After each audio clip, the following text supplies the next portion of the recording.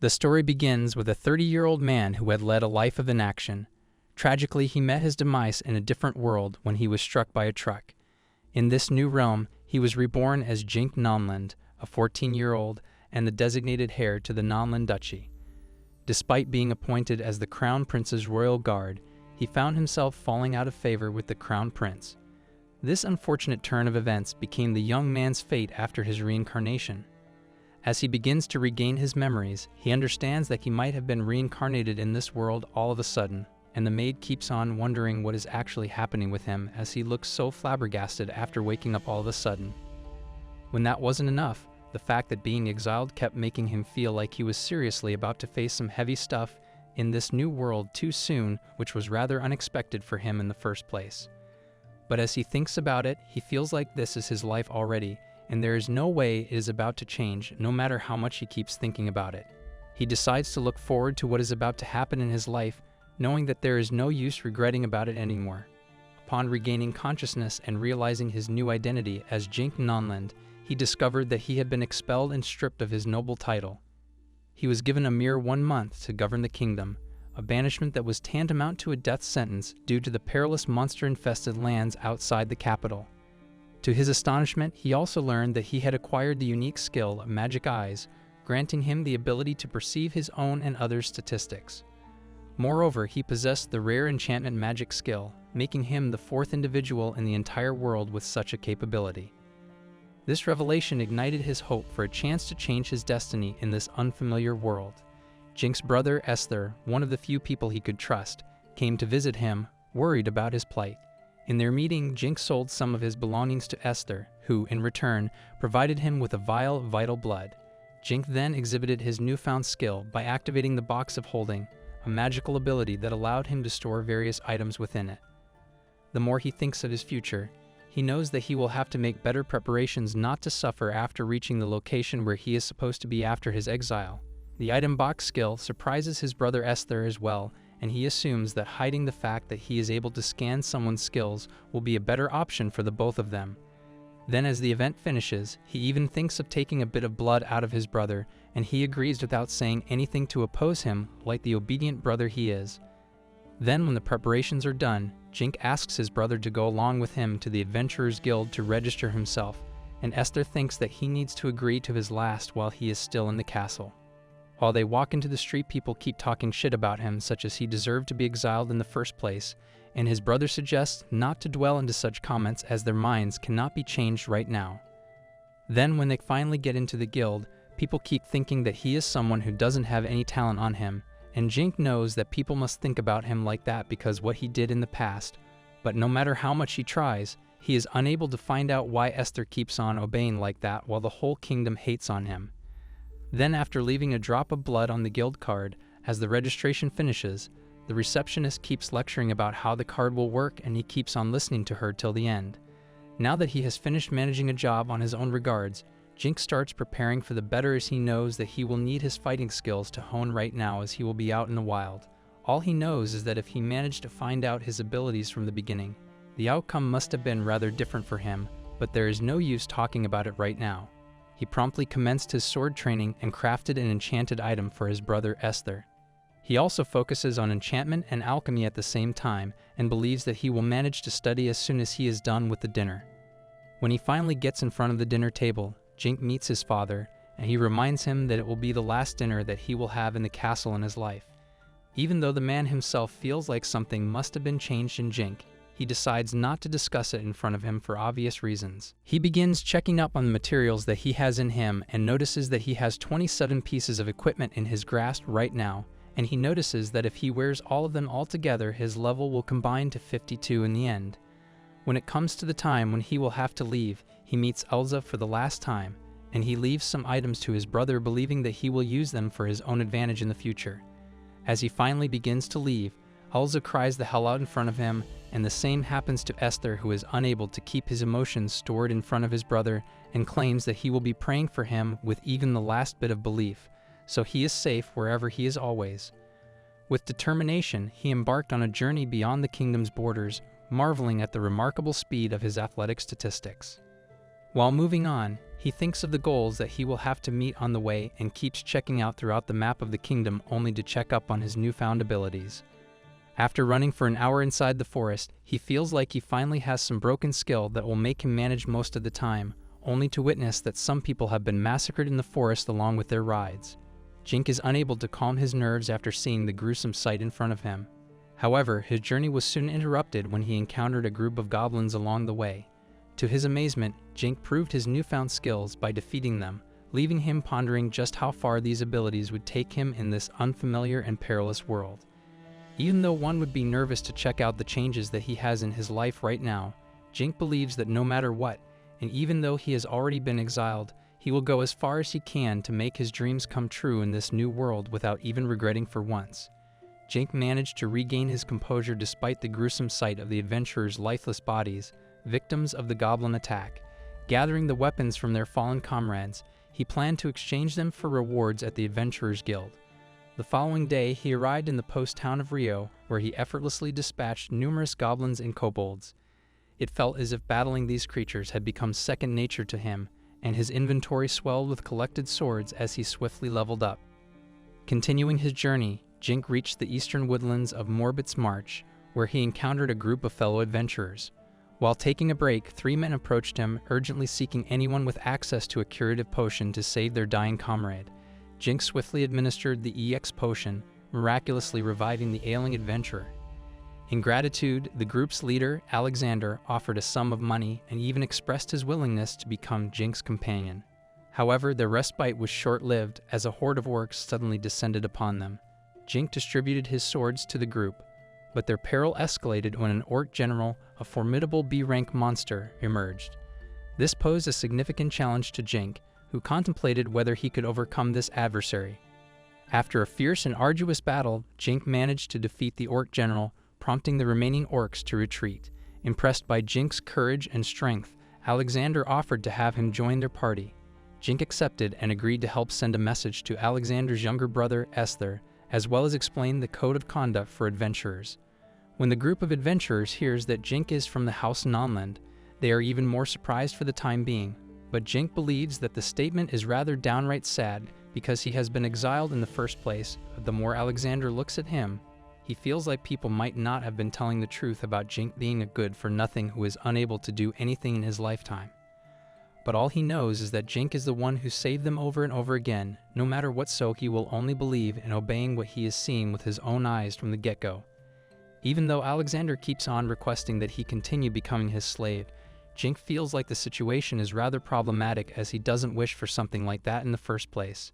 Unbeknownst to them, 2 men and a female elf watch the unfolding events, their interest piqued by Jink's actions. They think that he must be rather awesome to look at as he is undefeated even after fighting many monsters at once on his own along with the weakened adventurers from the Dragon's Tears. Jink, now a part of the Dragon's Tears party, forged their way through the formidable Goblin Forest, a necessary passage to reach Morbirg, the capital of Morbitz. The arduous battle left the entire group utterly exhausted, and they decided to take a much-needed rest. However, something about Jink caught their attention. He appeared remarkably unfazed by the physical toll of the journey. This piqued their curiosity and led to their eventual introduction. The 3 individuals, led by Karen, a female elf, and the leader of the Sacred Flame Bogart, approached Jink. They initiated conversation, and Karen inquired whether Jink was an enchanter. Jink confirmed his proficiency as an enchanter, and upon learning of his skills, they requested his expertise in enchanting their items and weapons. Jink, in turn, requested that they keep his enchanting abilities a secret.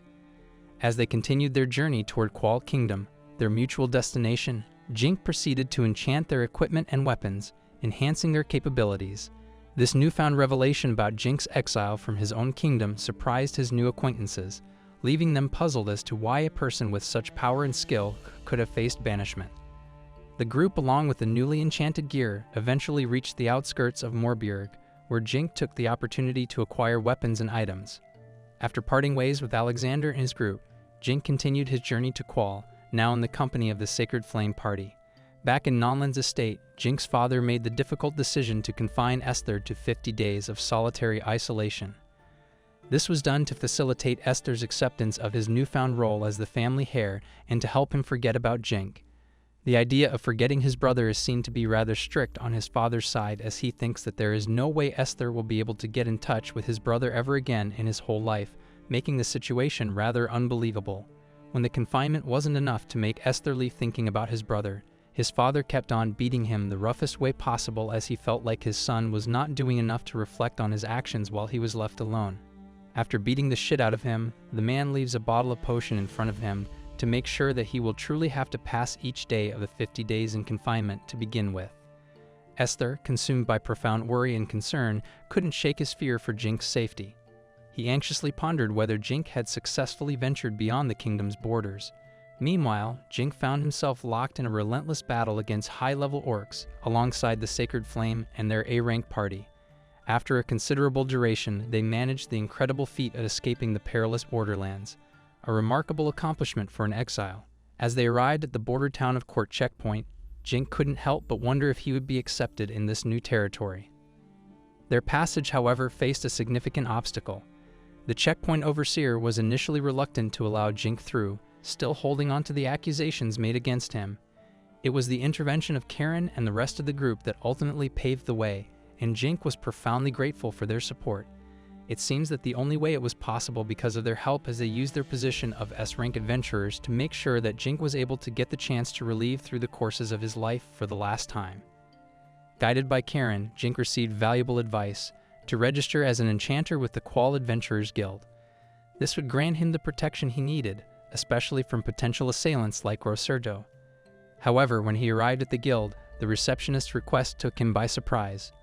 Jink was asked to present his trophies, a surprising request considering the number of formidable adversaries he had overcome, a tally equal to that of a C-rank adventurer. When he was said to present the trophies, he even managed the whole backyard of the guild to check out through everything, but none of the knights in the guild were assuming that he would present something that's shocking ahead of them.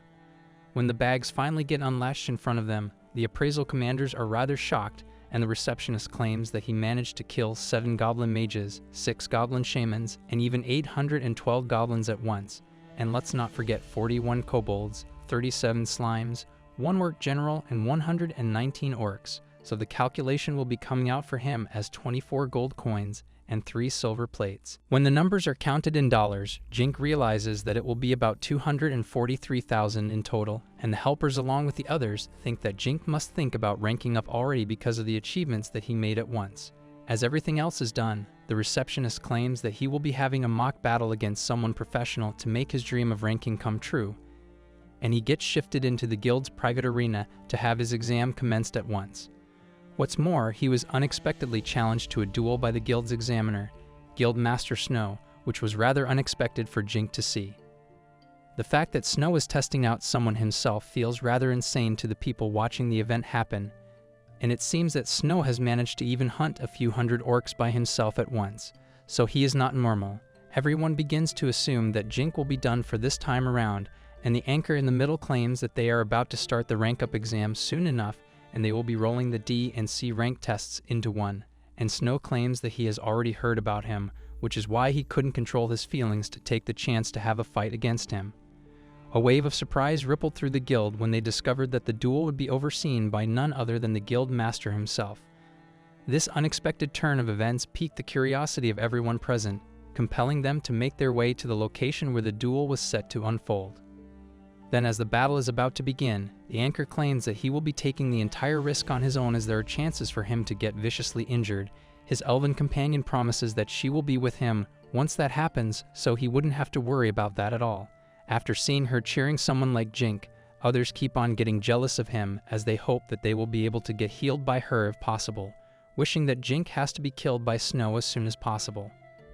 Then when the battle starts, Snow realizes that Jink is not about to attack first, and he assumes that he will be the one who will have to go first in this situation. Jink and Snow stood face to face, their expressions resolute. It was Snow who initiated the duel, moving with an astonishing swiftness that left Jink struggling to evade the flurry of attacks.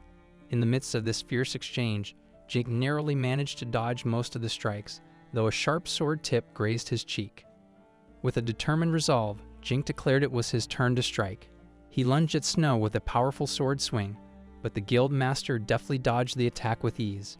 It was at this moment that Jink was hit with a startling revelation. Snow was a formidable level 104, while he himself was a mere level 27, a significant difference in skill and experience. Karen and the others observed the duel, initially convinced that the guild master, Snow, would easily emerge victorious. After all, Snow had effortlessly evaded Jink's attacks. However, much to their surprise, Jink managed to seize an opportunity that arose when Snow underestimated him and momentarily dropped his guard. This unexpected turn of events swung the duel in Jink's favor, leading to an injury to the guild master. Snow, although shocked, gracefully accepted his defeat.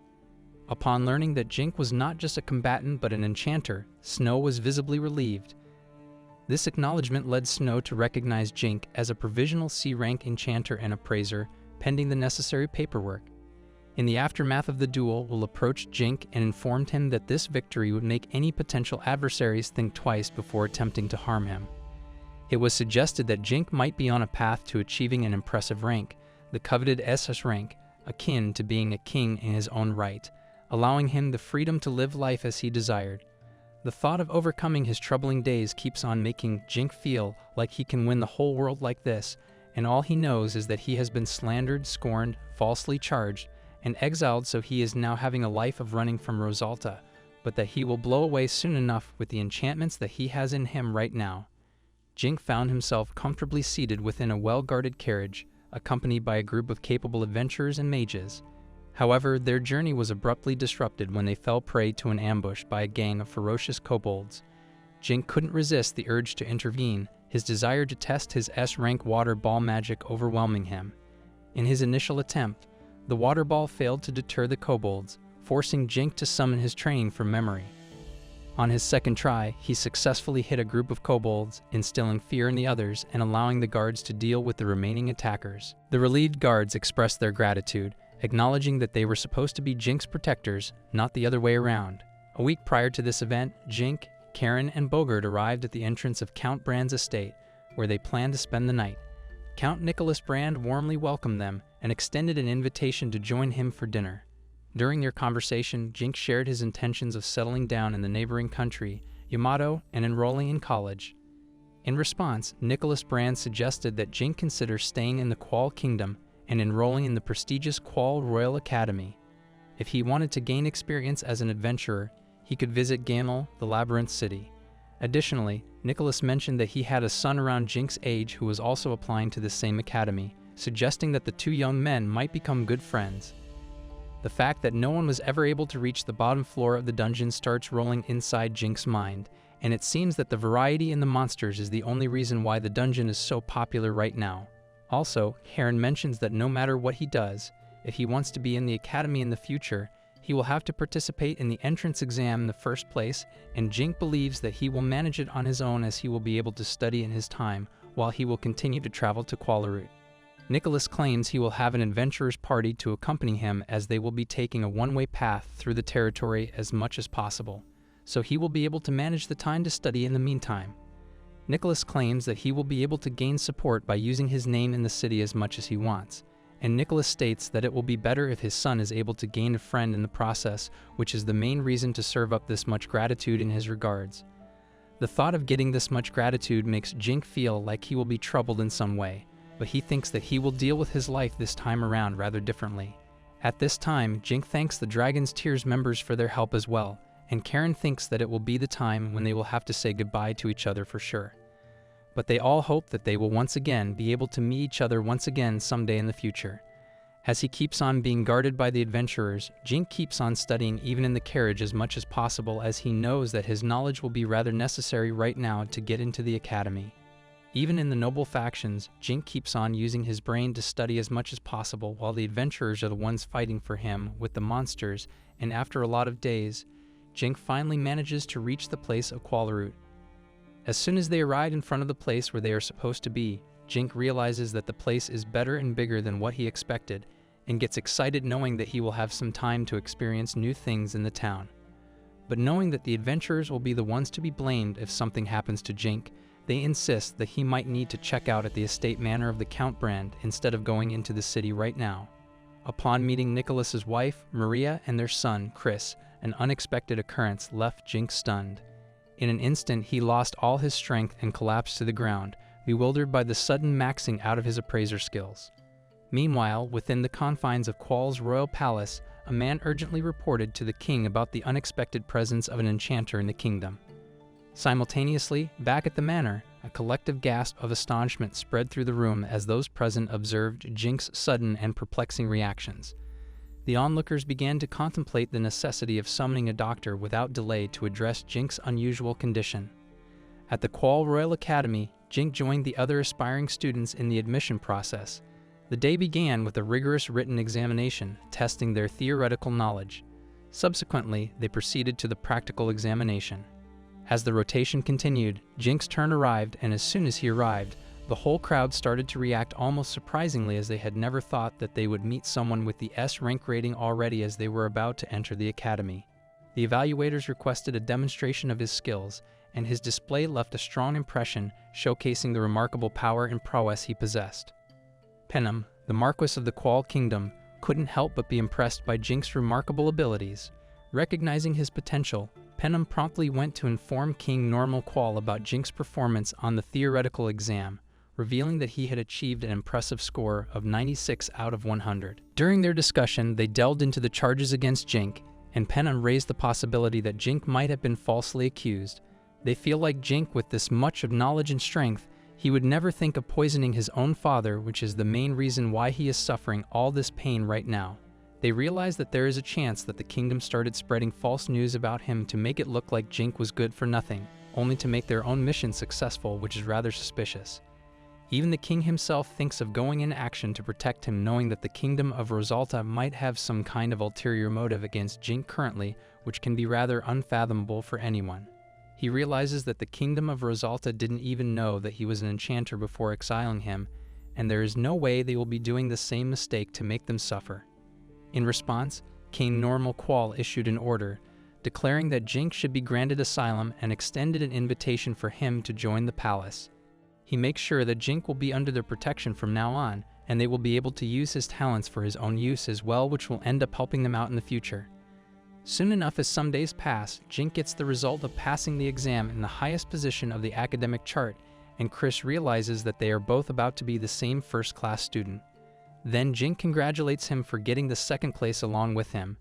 and he claims that the king is thinking of getting an audience with him right now, and he points out that he will soon need something luxurious to have an audience with the king. But as Jink doesn't have anything that will get him into the audience session, Chris thinks of going for a shopping spree, and Jink knows that he will need a new place for him to stay as the exam is finally over and for the dungeon explorations. At the Qual slave market, Jink found himself accompanied by a man who introduced him to a slave named Nina. Their encounter led to an unexpected twist as Jink decided to take Nina under his care, becoming her master. He brought her back to the Count's house, where he laid out the rules and expectations that she was to follow. Upon learning Nina's background and story, Jink expressed to her the importance of abiding by his rules. In an act of kindness, he provided her with a healing potion and instructed the household servants to look after her. Nina proved to be a quick learner, particularly in the culinary arts, and soon excelled in baking delicious cookies for Jink. However, Jink's focus shifted, and he inquired about acquiring slaves with combat experience. He was directed to the commercial slave correctional facility known as Outlaw's Hollow, where a criminal slave awaited him, chained to the ground. Jink's presence at the school drew considerable attention, especially from the ladies, who admired him for his S-rank prowess. Their admiration led many to desire to get to know him better. During this time, Jink crossed paths with Chris, and they walked together. Amidst the admirers, he encountered a girl named Najenda, the crown princess, who held the second highest rank after Jink. While Jink greeted her formally, she assured him that such formalities were unnecessary since they were all freshmen. In a friendly gesture, she invited him for an audience as requested by the king. While they are chatting with each other, Jink notices that a huge boy is bullying a small guy in the middle of the hallway. It seems that the guy belongs to the family of Duke Gransel, and it seems the guy keeps on using his powers against everyone in the academy in the worst possible way. Even though a lot of people decided to cut off from their studies because of him, he is still acting like this as if he does not fear anyone, and his father keeps on covering up his mistakes whenever he can, which makes it rather difficult for others. Then after moving through the crowd, the fat guy comes in the middle to greet the crown princess, and Agenda feels like the guy must have some nerve for approaching her in the first place. At that moment, the guy begins saying to Jink that he needs to have a chat with him, and he asks him to enter his family's service as he will be able to make a great use of his powers in his place. He mentions that Jink is nothing but a commoner, but with the help of his family, he will manage to have some fun in the meantime. Just when the guy feels like Jink is barely listening to him, he goes on to touch him and Jink moves away his hand almost instantly. Then when the guy thinks that Jink wouldn't be the one to fight back to him, Jink proves that he is wrong and starts punching him, which makes him lose one of his teeth and blood keeps gushing out of his nose. As the guy keeps feeling like he has never met someone like this ever in his whole life, Jink moves on, and the crown prince stays shut like that the whole time, being unable to comprehend the thought process.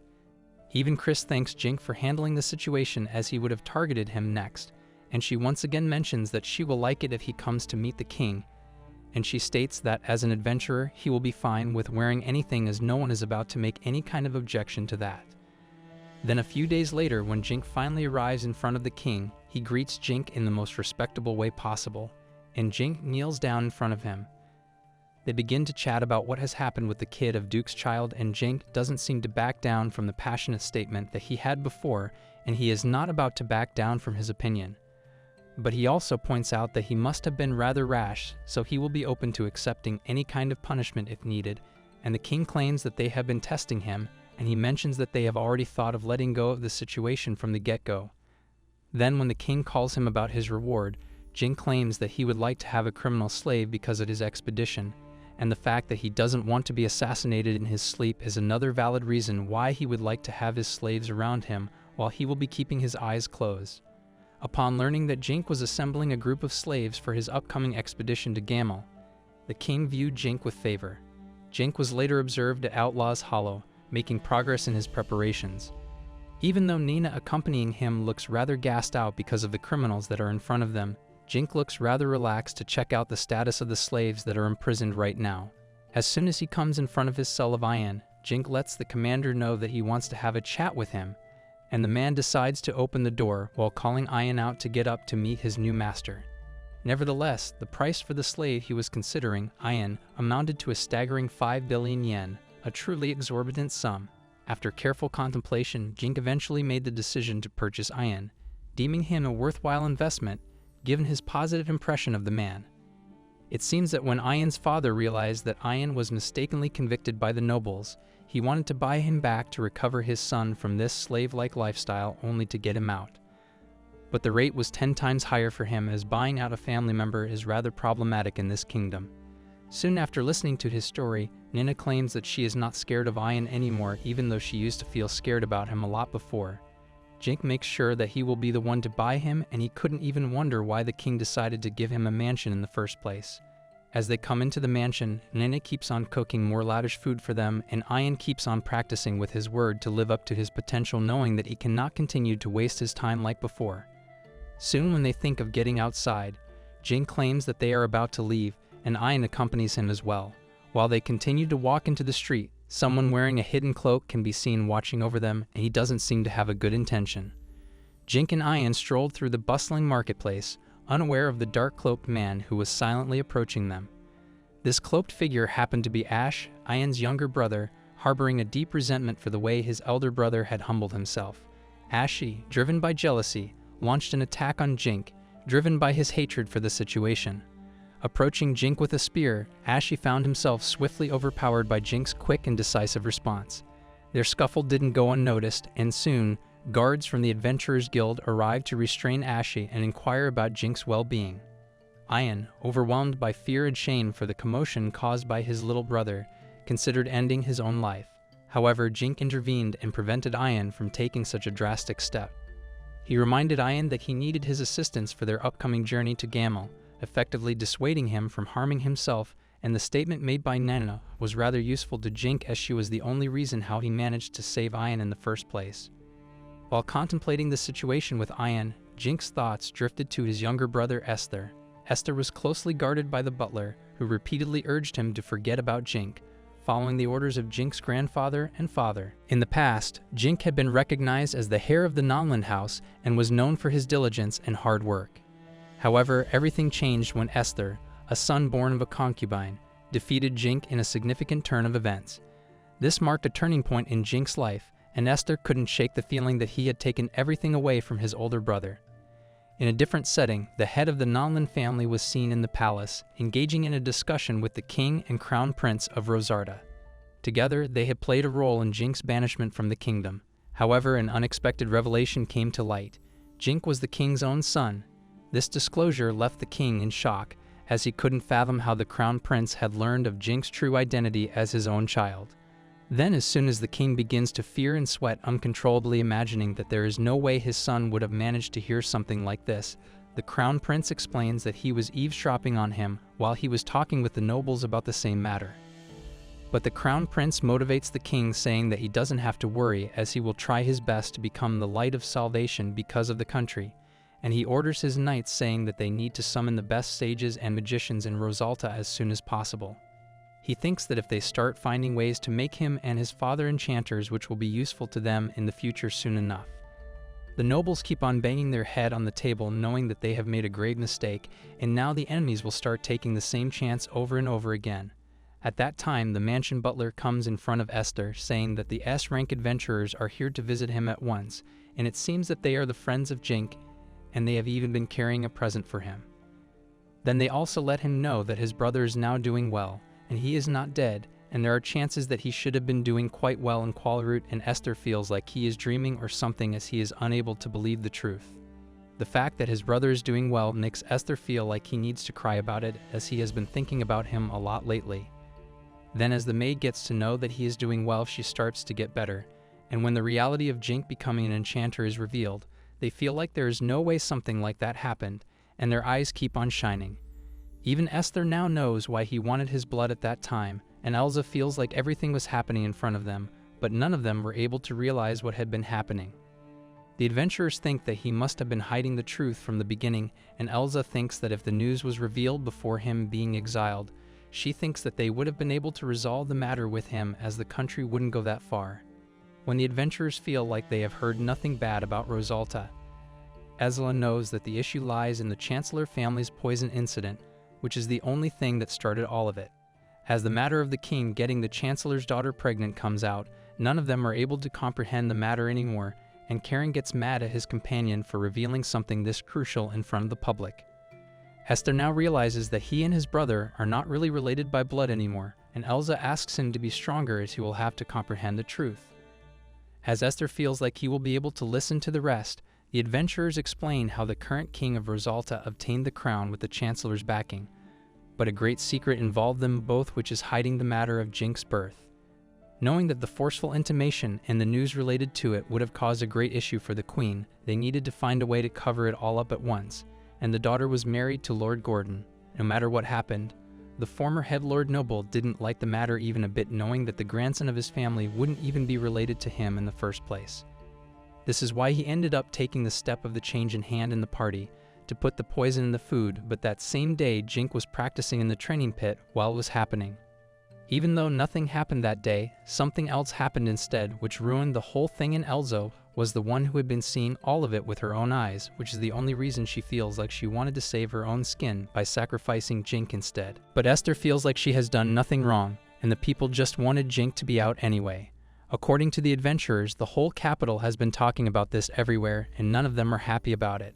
Now that the crown prince even ended up talking about it publicly, the matter is even more serious in the public, and the people even have been selling the information by using the money. The adventurers claim that the country is like a sinking ship right now, and they start asking what Esther wants to do right now, only for him to claim that he doesn't even really have any kind of attachments anymore, as he hates the rotten country and the family at the same time. Then when he ends up suggesting Karen to make him her slave, she is unable to realize what she can do right now, and he knows that his family will be sold off as slaves when the truth comes out, so it will be happening anyway. Esther thinks that he will be transferred to his brother, and he will continue to serve his brother as a slave to atone for the sins that the Nonlin family had done to him.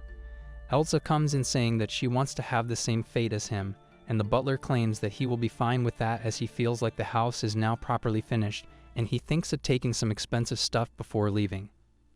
Karen ends up making Esther dress up as a maid, which makes him unable to fathom what she is even doing. Then when even Elsa joins their jokes, Esther feels like he will never be able to show his face like that to his brother anymore, and they start making their journey toward their own destination. Now that Esther knows that he is not related to Jink anymore, he feels like he will have to call his brother a lord from now on. On the other hand, Jink ends up reaching their destination, which is the dungeon city of Gamel, and the place looks rather lively for them as the town is filled with adventurers to the brim. Jink realizes that the place looks rather bigger than what he has been expecting, and the building of this place looks rather old to all of them, and it seems that Will has a family in the city, which is the only way he knows about the place here. He also explains the way the master clans deal with the people, and he suggests that Esther will have to be careful while living here, and they think of dropping to the guild to have some more information. The Guild of Gamel looks way bigger than what it was in Qualarut, and they realize that it is rather normal as the city is filled with adventurers, so one can expect something like this rather easily.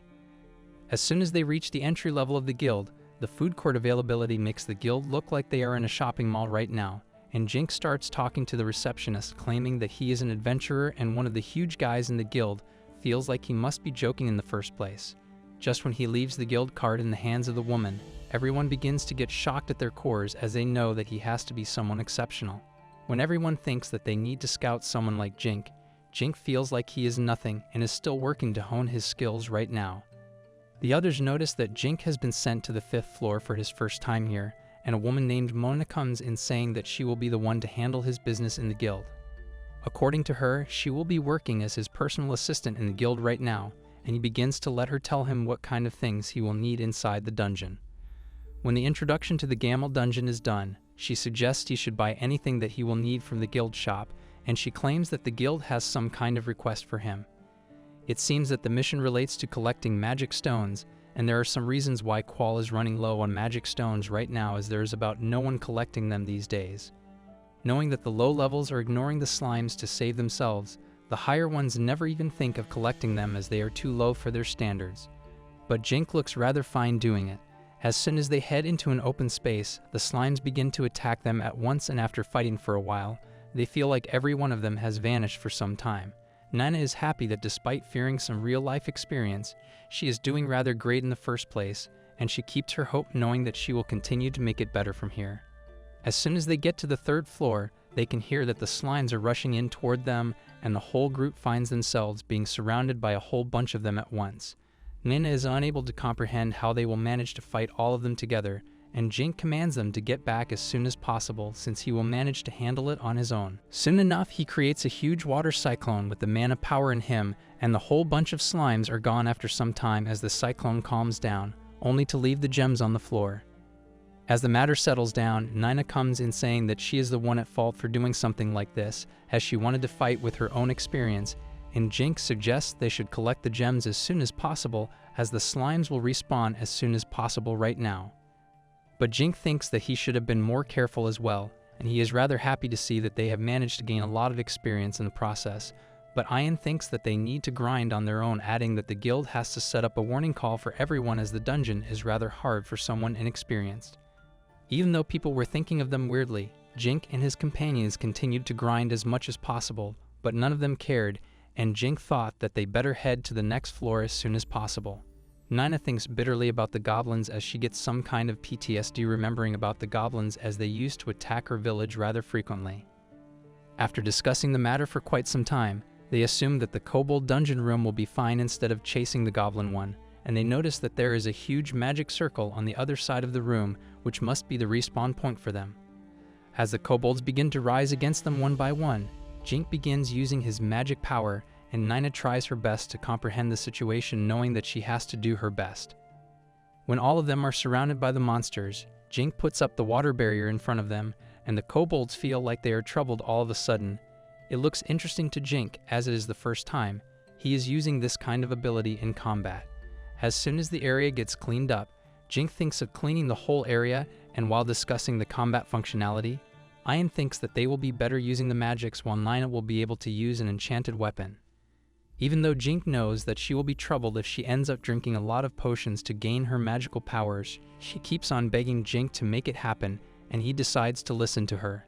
Then in the middle of the fight, Jink feels like she is overdoing a lot by drinking potions one by one. They think of taking a break, and Nina feels like she needs to visit the bathroom right now as she is feeling like she will lose herself. It keeps on going. Knowing that she won't be able to have the place to use the washroom, Jink starts summoning an item that will make her able to do it in it, and Jink promises that they won't be looking at her. Soon enough, they start fighting against the orcs, and Nana focuses more on the meat that she was able to manage to get from the orcs.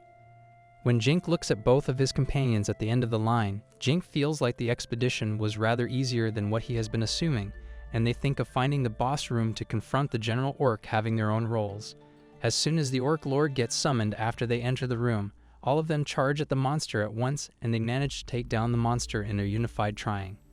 In the end, when the boss is dead, something bubbly gets down on the ground, and Ian claims that it is the orc testicle. When Nina is about to get it on her own, Jink shuts her down, saying that she shouldn't be the one handling it. Back outside of the dungeon, they begin to eat the food for the day, and while they keep on chatting with each other, a handsome figure keeps approaching them at once in some kind of need. As soon as the man makes his entrance, Jink starts asking him about his name, and the man introduces himself as Luke, who is the master of the Elder Tree clan and an elf. Jink notices that the guy is carrying the symbol of the S rank just like him, and Luke feels like he should be rather proud after meeting someone like Jink in the first place, as he has been hearing about him for a while already. Then when he looks into the guy, Jink notices that he doesn't have the skills that he and Karen have, but he knows that the guy has to be rather good if he made it to the S rank, and the skill point that he has in his grasp when it comes to archery is rather impressive. Then Ian claims that the Elder Tree is the third most influential clan in Gamel, and Jink wonders what he can do to help him out in this situation, and he wonders if he is here to recruit them in the first place. At that same time, some people come rushing at Jink asking if they can have some food, as they have already run out of food, and the fact that the monsters are taking way longer than what they initially thought feels rather problematic to them. Even though Luke claims that he will be paying Jink for the food they will have, Jink admits that he will do it without any kind of payment, as he will need to exchange some information with Luke. As the deal is done, Jink apologizes for making the situation harder for Nina, and he asks Ian to give her a hand on the task, and the adventurers begin to eat as fast as they can, as if they have been blessed by some kind of goddess. Luke claims that he could have never thought of having anything other than jerky and bread in here, but thanks to Jink, they are able to get something good this time, and he adds that he came here with a lot of things in his item box. Then the deal that Luke wants to keep, he claims that the two big clans in Gamel are the Depths of Purgatory and the Emissaries, and even though some people would claim that Luke's clan is in the same category, he thinks that it is rather some kind of misinformation, as they are barely big compared to the other two.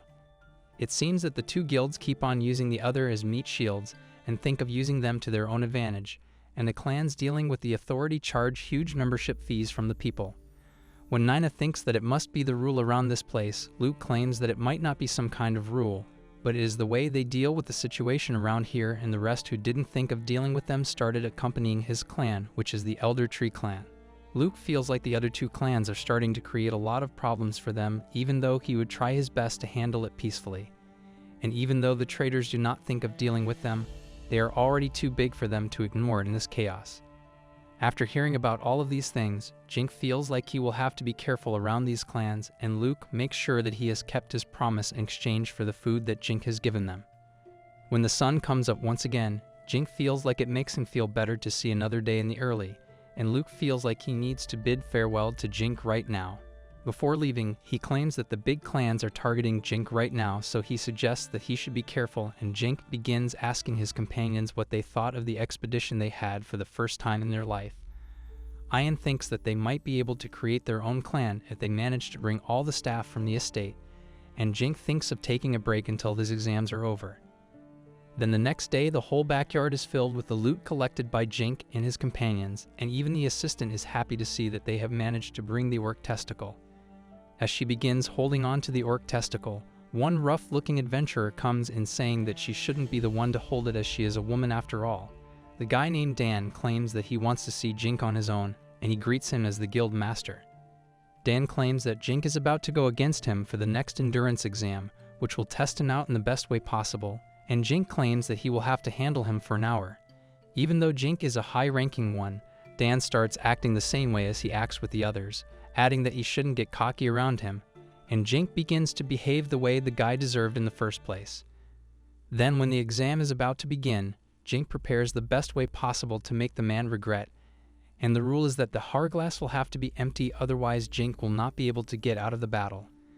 When the fight begins, Jink feels like the guy is pointing his sword toward his weak joints, and he is hitting the same spot over and over again, and he ends up passing after withstanding the guy for an hour. Dan suggests Jink come to the library later when he is free, and he remarks that they will need to have a discussion. After collecting the bounty that Jink had to collect, he goes on to meet Dan in the library where the assistant and Dan together begin to talk with him regarding something important. Dan reminds him of the time when he fought with Ash in the middle of the street, and it seems that his father is still demanding to make the situation right as the man is a merchant with a guild affiliation, so there is a chance Jink is able to get a deal out of him. Then even though Jink thinks that the guilds will not be doing anything good at this time, Dan claims that the merchants will continue to flock in here because of him, and not all of them will have the same respect as he will do. Knowing that Jink will have to sell his goods anyway, the guild will be better off with a signed merchant that they can trust. At the same time, the guy is also getting desperate, so the son is left in the hot water because of all of these problems. Even though Dan knows that it might be nothing beneficial for Jink, he thinks that it will be better if he is able to help someone who is at the end of the rope, and Jink feels like Dan is better than he thought. Then after thinking about it for some time, Jink claims that he will manage it in the end, and Dan feels like he is glad to hear that he decided to agree with him. When the time comes, Jink feels like the situation will be rather hard for Ian, but he decides to come in anyway, and it seems that his father came to Jink to apologize to him in the first place. As Ian decides to help them out, the matter gets solved rather easier than what they have been thinking, and Jink asks him to spend the rest of the day with his father if he can. Meanwhile, as he reaches his mansion, the servants begin to ask him about Ian, and he lets them know that he has been spending some time with his father right now. Soon enough, he gets a letter from Chris saying that two of their slaves want to have a chat with Jink, and their names are Esther and Urza, which shocks the hell out of Jink as he is unable to believe the letter. Then when Jink finally goes to the royal capital of Qualarut Count Brand's estate, they let him know that he is actually a prince and not a commoner, and he is unable to realize what Chris is trying to say in the first place. Then Chris knows that he has to be and states the truth in front of Jink, saying that he is not the oldest son of the Nalman house as he is the illegitimate child of the king of Rosarda, and because the news is now spreading like wildfire, the whole kingdom is in shambles. Then as soon as the trio comes to let him know that it is the main reason why Elza and Esther decided to leave the country, and even though Jink feels like he has to know a lot of things at once, he asks them to take him to Esther and Elza as soon as possible. When he is finally taken to the place where both of them are, Jink notices that they are both looking like they are about to collapse on the ground anytime soon, and Jink enrages at them, wanting to know who is the one that kept them like this in this situation. But Karen comes in to clear up, saying that they are the ones who wanted them to keep themselves like this, and Chris had to act along, knowing that the servants would start to create some kind of ruckus if they knew that they were being served like nobles in the first place. Then when the matter of the apology comes up, Jink feels like he is unable to understand, and Will comes in to explain the mess they are in to make it a little easier for him. After hearing the whole statement from Will, Jink claims that he is able to understand the situation easily, but he is rather glad that both of the people that he loves are now okay, and he claims that he has no intentions of punishing them in any way. Then when Karen gives them permission to talk, Esther starts apologizing to him for making his life like what it was before, and Jink claims that it is not his fault in the first place and remarks that he doesn't have to act like a slave anymore.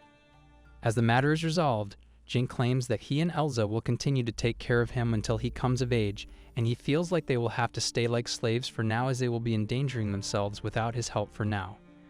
While Jink thinks about the future, Will claims that the information is saying that King Rosada and the Crown Prince have fallen from grace, leaving the throne empty, and it will be a matter of time before war breaks out in Rosada. On the other hand, Esther's father gets sent to prison while his grandfather gets sacrificed, and the king begins to beat his idiotic son for making the situation like this at once. This whole time the Crown Prince keeps on blaming Jink for making the situation like this for him, and he keeps on promising that he will be the one to finish him off as the summoning magic appears out of nowhere.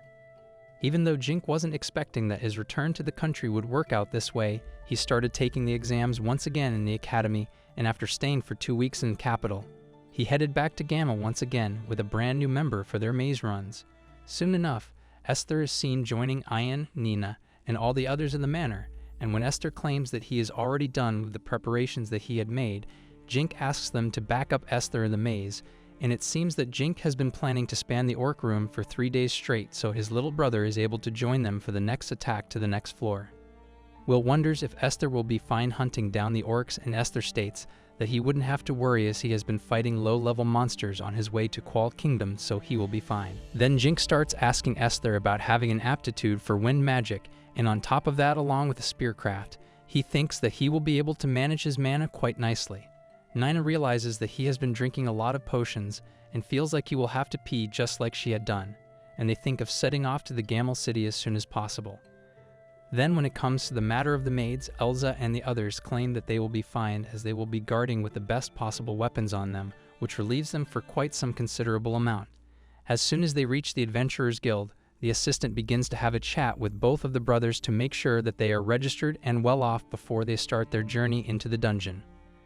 Then when Jink begins to ask if the situation has changed until he is gone, Mona starts introducing the matter related to the named monsters, and it seems that the monsters are rare enough to sometimes make the souls of the dead come to possess monsters. Just when he feels like he is getting a grasp of the situation, Mona claims that the Orc General on the 15th floor, which they have cleared earlier, is a named monster right now, and that seems to be rather suspicious for Jink. The introduction of the General Orc in this situation creates a more impending danger in front of Jink, and now he knows that it will be rather hard for Jink to defeat the monster right now as the monster has human knowledge merging deep into its core right now. But Mona claims that it happened rather opposite as the monster is even dumber than before and weaker at the same time. The way the monster is working right now makes her feel like it must have been a troubled individual in the past, and it was already easy to anticipate an Orc General's attacks, but the patterns are now rather simpler than before. It seems that the beast is now running around women like crazy, as if it doesn't even have a brain to begin with, and the low-level armies are now able to defeat the monster by using the women as bait as much as they can right now. As they have found out that the Orc General is rather dumber than before, the clans have been competing against each other to fix who is the one that is about to enter the place to subjugate it earlier. It seems that for that congestion, the casualties have been rising through the skies, and she asks if Jink will be able to help out any adventurers in need, which will be rather helpful for them. Then Jink claims that he will be giving healing properties to the people whom he can help as long as he himself is not troubled in this situation, and Mona thanks him for his helping hand for the guild and its people. Meanwhile, on the 15th floor, everyone starts rising against the monsters as much as they can, and Ian confirms that Esther is getting better each moment as if their moves are now rather fluid and efficient. After thanking Ian, Esther claims that he is feeling like he is growing a lot almost indefinitely from time to time, and Jink comes in to inspire him to make him feel like he is morphing into a better version of himself. At the same time, Nina keeps on wondering about the limitations of Esther taking as many potions as he can and thinks that she would like to tease him a little for doing so. As 3 days pass after the level up is done for Esther, they think of having some break time before heading into the next floor, and to do that, they know that they will have to manage to deal with the Orc General as soon as possible. As they know that despite it being dumber right now, they will have to be careful as it is a boss monster to begin with, and Jink thinks of staying in the front line to make it better for them, while carrying Nina in the back as the Orc General now feels like a pervert right now. As soon as the Orc General gets summoned, Jink instantly gets the point that it has to be the Crown Prince to begin with, and Nina instantly realizes that he must be known to Jink. The whole situation looks like more than fate to Jink as he prepares to flow the fireball toward him, and he feels like nothing happened to the monster because of having a low-level attribute at this time. As soon as the monster feels like Esther might be a woman, Jink tries to deflect the way of the monster as much as possible to make him focus on him only instead of focusing on his little brother, as he is the one whom he wants in the first place. The more he looks into Elliot currently, he feels like it must be rather ironic as he never even dreamed of seeing him in this place as the boss monster of this place. As soon as the monster gets slashed down, the testicle starts pouncing on the ground once again, and it seems that Elliot has been dropping a lot of them lately right now after he got turned into a monster. When Jink thinks of what happened to the man, he feels like Elliot was executed after the dethroning happened, and now Elliot will be killed by the adventurers again and again till the end of the dungeon to begin with, keeping it for eternity to happen.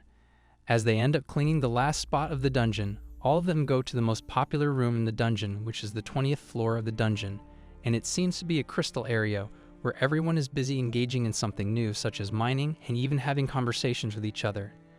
Ian feels like the people coming in here is rather normal as they even manage to get emeralds and diamonds in here, and Nina thinks of trying to mine in here. But Jink feels like they shouldn't overdo like everyone else,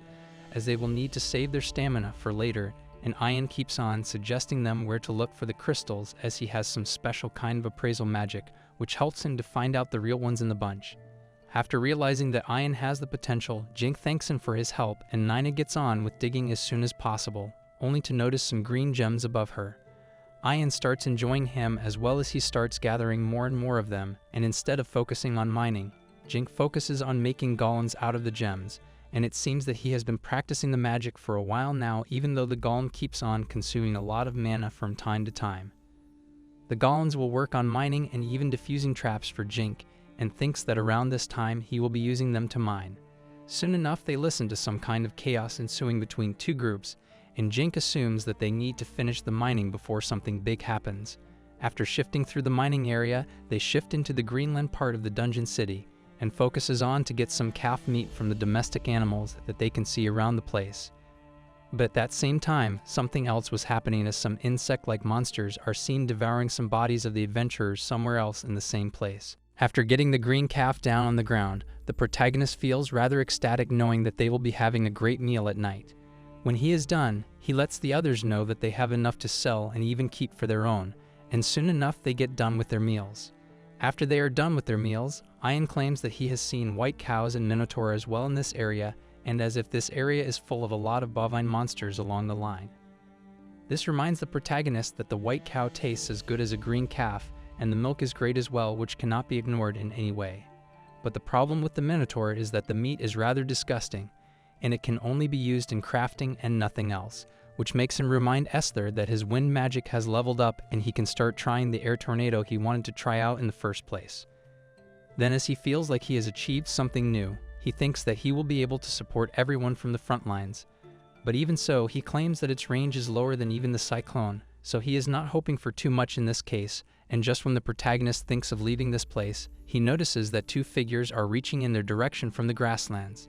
When the figures get clearer, the protagonist notices that one adventurer is carrying another injured one, and the protagonist and his whole team start to check up on them if they are fine or not, knowing that they must have been in some kind of trouble judging their state right now. Just when he begins talking with them, the man claims that they have been attacked by the ants, and there is an ant nest in this area, and they ended up having a stroke of bad luck in the middle of it. When asked about his other party members, they claim that they are the only ones who managed to get out of that situation, and the others must have been already dead by now judging the state of the ants. Knowing that the protagonist has never fought something like that, the protagonist begins to ask the man to get to know about the ants more, as he doesn't want to get battered by them in any way, while healing them both with his magic. Then while healing them, the man claims that the ants might not be that scary, but the problem is that they come in swarms, and there are too many of them for them to handle. Even though the ants might be covered in hard shells, it is said that those are weak under the influence of fire, and the protagonist feels like he is about to have a bad matchup, as he is barely able to cast the fire magic in this situation, as he is rather new to it. Then the man mentions that the ants continue to guard their queen, so one would need a lot of sorcerers to get through the 24th floor, and as soon as the other man gets healed, he gets back his consciousness once again. The man insists that the protagonist might want to avoid fighting with the ants if possible, and when it is time to rush into the place of the ants, Ian feels like the protagonist is thinking about what to do. After reaching the 24th floor, they all begin to sense where the swarm of the ants might be, and soon enough, some earthquake begins to shake the area around them, and they notice that a bunch of adventurers are being chased by a swarm of ants, and they are not kidding. There is a sorcerer in the adventurer party, and she is trying her best to cast fire magic to get the ant swarm away from her, but no matter how many times she keeps on casting the magic, one of the ants ends up using their toxic lava on the girl. Her hand begins to burn like hell, and the protagonist starts to wonder if they are about to be able to calm the ants down by using their own spells, as there are just too many of them ahead of him, at least 5,000 in one take for sure. Then when he is asked about the plan, Ian claims that if they end up leading the bunch of adventurers, maybe they will be able to escape from this situation, and the thoughts of Ian begin to hold the others down, as they wouldn't think of doing something like this. Even though the protagonist knows that Ian is right, the protagonist knows that the kids will never be able to get over the guilt of letting people die, especially Nina, and the protagonist thinks of fighting and asks all of them to force mana into their bodies by drinking as many potions as they can in one take as soon as possible. After hearing the protagonist, Ian and the others get ready themselves, and the protagonist knows that he is the one who is leading his group and he will be responsible for the well-being of his teammates. Soon enough, as the protagonist begins to rush, he feels like he will have to act the way he will be able to save his party members as a leader, and when the group of adventurers sees that the protagonist and his group are rushing into the ants, they start shouting at them saying that they will need to move on from this location to save their back. But the protagonist insists that they are about to buy some time for them so they are able to escape this trap, which feels like a crazy idea to them, and the protagonist insists that they will end up breaking for it if it gets too dangerous for them. Stating that they owe him too much, the group moves on and the protagonist begins using the water cyclone, and Esther begins to flow his air tornado to blast away the ants in front of them. As the ants continue to get smashed, Ian helps them as well, and Nina keeps on casting the bubble magic, which keeps on hitting the ants in her own way possible. While they focus on hitting the ants keep on coming as if there is no end in their numbers, and knowing that they cannot use the fire attribute, the whole thing feels rather useless to the protagonist. He knows that the kids will need a break from this situation to gather their strength again, and the protagonist calls in Esther and Nina in his back to create a water wall around him as soon as possible. He insists that they need to drink some potions to gather their strength and to heal up, but he is worried about even thinking about what he should do right now, and he starts thinking about attacking the queen as if he ends up taking her out, and then the whole squad of ants will fall down on the ground as soon as possible by accepting their loss. Then when he looks back, he notices that the queen is the big one in the back, but it is far away from them, and when he looks at it, the protagonist feels like it is rather different than the others, and the status board claims that the ant is General Ant, which has the accumulation of rank B. Then after thinking for quite some time, the protagonist feels like he will have to use the orc meat as bait in this case, and he begins to slice the heck out of the meat and throws it off into the crowd for it to get intense from there. Just when the protagonist notices that the ants have been spreading through the meat to get it, the protagonist tries to attack the general, but it starts attacking him with the toxic lava. The protagonist manages to cut through the monster and ends up slicing its head away in an instant, to check out how they will end up doing without their commander. Then as soon as the ants start going berserk, the protagonist feels like his trickery is surely about to work out this time, and he begins calling out to Ian saying that they have to spread some meat with his wind magic, and when the swarm opens up, he will have to take out the commanders with ranged spells. Soon enough, Nina and Esther both get out from the water wall, and the protagonist asks them to cover for Ian, who is about to fight against the ants, so they are able to carve a path to the queen to get to her. The protagonist claims that he will be looking forward to it, and they start abiding by his rule when the orc meat is spreading with the help of Ian, Nina, and Esther begin to use their air cyclone and air tornado at once, and the protagonist gets the chance to attack the monsters head on. Soon enough, he makes his way to the queen, and it seems that the huge figure of the ant monster is not joking, and she is looking for blood to calm herself down. While looking at the queen ant, they realize that the attributes of the queen ant are not that impressive, but all he knows is that cutting her up with one sword is not about to work out because of the tenacious actions that she can do at once. As soon as the queen begins to use the toxic lava on him to damage him as soon as possible, the protagonist starts dodging the attacks while forming the fireballs through his hands, and the queen begins to get blasted upon by the protagonist. But the protagonist manages to cut through the hard body of the queen, and he knows that he will have to work more to get the queen under his sword, which is not about to be easy. He reminds him of the thing that happened in the fight with Dan, and the protagonist feels like she might not be able to turn around that fast and thinks of feinting in circles around her as much as possible. Soon after, he begins to target the joints in her legs, and the queen and her minions keep on throwing the toxic lava, which he keeps on trying his best to deflect by using the cape. At that time, Ian realizes that the protagonist is rather troubled by the ants and uses his air cyclone to wipe out the swarm trying to have a grasp on the protagonist, and the protagonist feels like he made a good call by doing something like this. But all they know is that they cannot keep up doing this forever and think of ending it before their mana runs out and the potions finish. Soon enough, the protagonist uses the fireballs at the ant queen and starts slicing the legs and hands of the monster in his own way, and finishes wiping off all of the hands and legs of the monster take it down on the ground in the butcher style. Knowing that the queen without her legs and antennae are rather useless, he keeps on blasting the limbs on the ground as much as possible. Just when the protagonist slashes the back part of the queen, it begins to gush out all the lava inside of her mouth, and the other ants are spooked out of their minds seeing the scene in front of them. When the soul leaves the body of the queen, all of the ants begin to scatter everywhere, knowing that they are not needed in here anymore, and beating down the queen has truly worked out for them in the first place. When Esther comes in to have a conversation with his brother, the protagonist claims that he is glad to see that he is doing okay without having any kind of damage on him in this situation. But knowing that it could have surely gone wrong, their bodies would have never left this maze in the first place, and everyone calls it a close call as it is. They are all glad that none of them got hurt in the process, and the protagonist thinks of taking this session as a learning lesson for all of them. After seeing the magic stones under their feet, they think of taking all the stones with them and think of people who will be counting them as there are hundreds of stones around them. Knowing that the queen has been killed by the protagonist, Esther feels like he will be a provisional A rank after this. The protagonist feels like it will be too soon for him as he only finished off one his whole life. Then a few days later in the Adventurers Guild Gamel branch, the protagonist ended up getting the lecture on why he shouldn't have risked his life as an enchanter in the first place, and the Mona claims that they have already received some of the news from the B-rank adventurers already.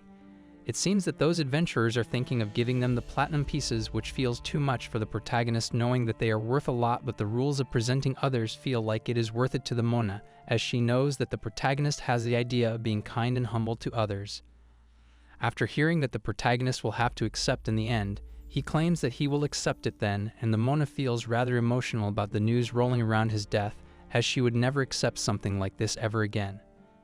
Then she claims that she was the one who requested her to assist her in any adventures he might come across, but now she feels like she must have outdone herself by doing so, as the protagonist is rather serious about it.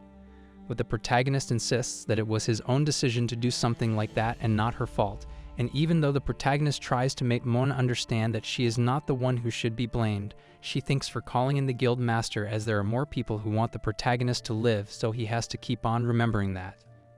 Then Nina and Esther think that she must have been worried about it, which is why she was so mad at the protagonist, and the guild master comes to meet them with his quirky self to get to know about the situation more from the protagonist. Then when the man claims that if he has a death wish he can just go back to Rosada anytime he wants, and Esther starts engaging with the man, and the protagonist starts shutting him down as he knows what kind of man the guild master is. Knowing that Dan is right all the way, the protagonist promises that he will be careful from now on, and Dan thinks of sparing a lecture as he knows that the protagonist is being honest with him right now. Also, he claims that he has some important news for him, and he claims that they have received word from the Quarter Branch the other day, and some Rosada nobles sneaked into the country. It seems that a group of disguised merchants came into the guild to request an escort, but one of them couldn't stop himself from using his big words, meaning that this person is a noble after all. Dan claims that as they are under massive suspicion, he thinks that keeping watch on them will be better for them, and from all the eavesdropping they have done for them, they have already realized that the nobles want to take the protagonist back to Rosada and make him their kind in their own favor. Then when the protagonist asks why he is saying these to him as the news should be confidential, Dan claims that as they have hired them under disguises, it doesn't matter much to them in the first place. So it literally means that they are the first ones who broke the conditions so they can do whatever they want right now, and they are considering it to be some kind of personal matter because of the neutral party in international conflicts. Then the protagonist feels like he will need to report this to King Cole as soon as possible. And about the names, the protagonist realizes that they do not have any names on them right now to guess their identities. Then after thinking about the incident under the same circumstances, the protagonist remembers that Marquis Tanir became the leader of the Royalists after his father, the Governor-General, was executed, and he is extremely elitist and is brutal with the commoners. Then Dan claims that he should be glad that he doesn't know about the protagonist staying in Gamel, and he has been hanging around in the capital, and the protagonist feels like he should tell Chris and Sacred Flame to watch out that palace as well. He thinks that letting his maids in the capital evacuate to the Brand estate might be a better solution for the situation, and Mona thinks of asking about the ants incident as the adventurers ran into the ants. She is interested in knowing if they caused the protagonist any kind of damage to begin with, and she claims that they had to end their mining expedition short because they were in a fight that was surely about to get ugly. Then after getting to know through the whole incident, Mona feels like the inconvenience caused by them might allow her to make a report on the whole thing and asks if she is fine to write a complaint with both clan masters. The protagonist feels like the two big clans must be getting on the guild's nerves right now because of the crumbling situation, and Dan looks rather distracted and distressed when the protagonist looks at him. Dan claims that this will be all for now, and they should keep on thinking about keeping their head low for now at least. On the other hand, in the emissary's clubhouse, the leader of the group demands his men to reveal which one of them got themselves claimed by the enchanter. Then the others think that so many of them could have done it, and the leader presses it, saying that it must have been done by someone from the Fourth Army, as they cannot even issue official orders until Herbert comes back to the place. Knowing that Herbert and the expedition forces of the Third Army and higher are diving deep into the dungeon, he will soon fly off the handle if he gets to know about what happened behind his back for sure. Knowing that they need their steps rather carefully, the leader insists that they will need to be careful about what they will be doing in the future, and he claims that until Herbert comes back, they will have to stay on guard for any sense. Then, in one of the highest clan ranking boards, the leader of their group gets to know that the emissaries and their own clan have received a claim for compensation from the guild after the protagonist ended up noticing a squabble between their members and the other one, and the man claims that the kingdom of Nazar has ordered them to assassinate the protagonist, which is an important task in front of them right now. It seems that the Depths of Purgatory is a large clan based in Gamal, but its highest officials were all sent to Quoll by the neighboring kingdom Nazar to gather intelligence, and they are now thinking of assassinating the enchanter, the protagonist. The assassination topic makes them realize that Queen Melissa must have decided that bringing her steps into Nazar is not worth the trouble in the first place after her son Elliot, the one who orchestrated the protagonist's exile in the first place. Also, he didn't bend his knee to Nazar, and he wants to settle in Quoll, which will make him a threat to the kingdom in the first place. Now it is all up to the clan members of Purgatory to decide what they will let them do, and they feel like failing this mission will be ruining all of their lives, and they think of finding someone who will be suited to this kind of task. Knowing that the maze runners wouldn't be able to do anything good for them in this case, the man himself thinks of volunteering on this occasion, as he heard that the enchanter has gathered a lot of courage, so it is not him. There will be no one able to get this mission under their control. The whole clan thinks that it is decided then, and they ask him as an emissary to get the task done. Even if they end up failing to succeed, the protagonist will think that it was the other clan that wanted to attack him, so they wouldn't be getting into any problems. Knowing that their mission will be successful either way, Purgatory members think of taking some benefit in this case and advise the others to be vigilant for their own safety. Then a few days later, Ian claims that they have already leveled up quite nicely because of the ants, and the protagonist claims that he has leveled up his perception in this case as well. But the most memorable thing for them to note is that Nina is already 13 years old right now, and Nina makes sure that Esther will call her big sister from now on. Now that they are done with the floor filled with ants, he claims that they have to ignore the ants once again to reach the safe zone for their own sake. They remember that from floor 26, they will be meeting in the frost area, and Mona said that it is rather popular for being cold, and only most veteran adventurers think of passing through this area, as it is not suitable for someone basic in this way. Then the protagonist thinks for saving some winter gear the next time, and when Ian gets his hands on winter gears, he feels like he has never worn something like this in his whole life, which is rather special. Esther begins to wonder how cold it actually gets for one to wear something like that, which makes the protagonist explain that there are some slight temperature fluctuations, but neither Rosada nor Corda have 4 seasons, as it makes them feel the same the whole year. But the protagonist has what the other seasons could look like, as he has been from another world into this new world. He remarks that they are not thinking about the minerals or items this time, as they will only be thinking about clearing the floors for their own sake. Soon enough they venture into their journey, and on the 26th floor, they end up reaching the cold weather, and they seem to have a tough time even along with the protagonist who had experienced cold in his time in Japan. After guarding themselves with some sort of wind curtain, they end up coming in front of a bunch of tigers with white fur and black stripes, and they end up attacking the protagonist and his group, which forces them to use water arrows and air slicers as soon as possible, which lets them dominate on the land for a while. But after seeing the things short in supply, Ian feels like they will only be making themselves suffer by fighting in this area, and when the protagonist starts talking about popsicles, Nina gets vastly curious about it, and the protagonist remembers that the kingdom has no ice cream, so it is rather convenient for her not to recognize something like popsicle. But the protagonist gets some kind of idea, and they end up reaching the last room, which is made for the boss on the 30th floor. They end up taking 2 days to make it up to the boss's room, and the protagonist begins to wonder how the other adventurers make it happen in the first place along with all the other difficulties. Soon enough, They feel like they will need to do some alchemy and some trimmings before heading into the boss room, and the protagonist ends up creating a golem ahead of him to help each other out.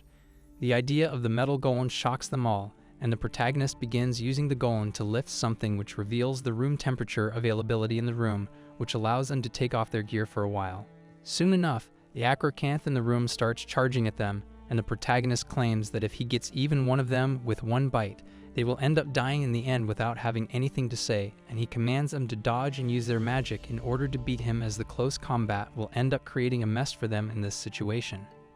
After uttering his magical words for a while, the protagonist helps Esther and Nina wield their weapons to strike the monster while he keeps on focusing on his air cyclone, and all he knows is that the move will be successful no matter how much time it takes to flow through.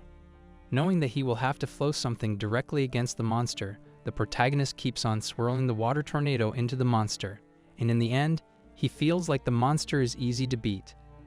Then soon enough, the protagonist ends up finding a safe area, and Nina feels like they will finally be able to have some break of their own right now. Then when they finally get into the zone, the protagonist feels like all of them are rough looking in here, as if they are all emissaries and purgatories, which feels rather ironic to him.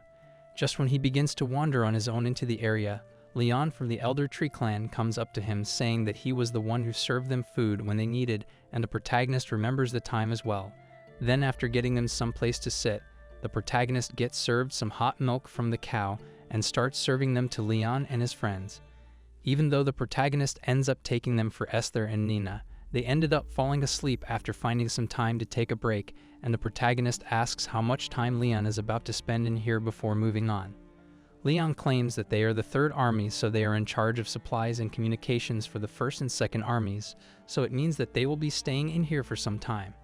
Now that the protagonist thinks of it, he feels like Leon and his guys might have been staying in this same place for weeks or even months, and which makes him realize that they are smelling so bad in the first place. Even though the protagonist feels rather relaxed about everything, Leon feels like he gets what he says, but he is afraid as the water is scarce enough as it is in here, so they cannot have any amount of spare to wash themselves with. Then the protagonist claims that he will be able to get them a lot of water, in exchange for some information about the next floors which he is interested in. Then Leon begins exchanging information about the jungle area, which starts from floor 31 and ends up to 35, and according to them,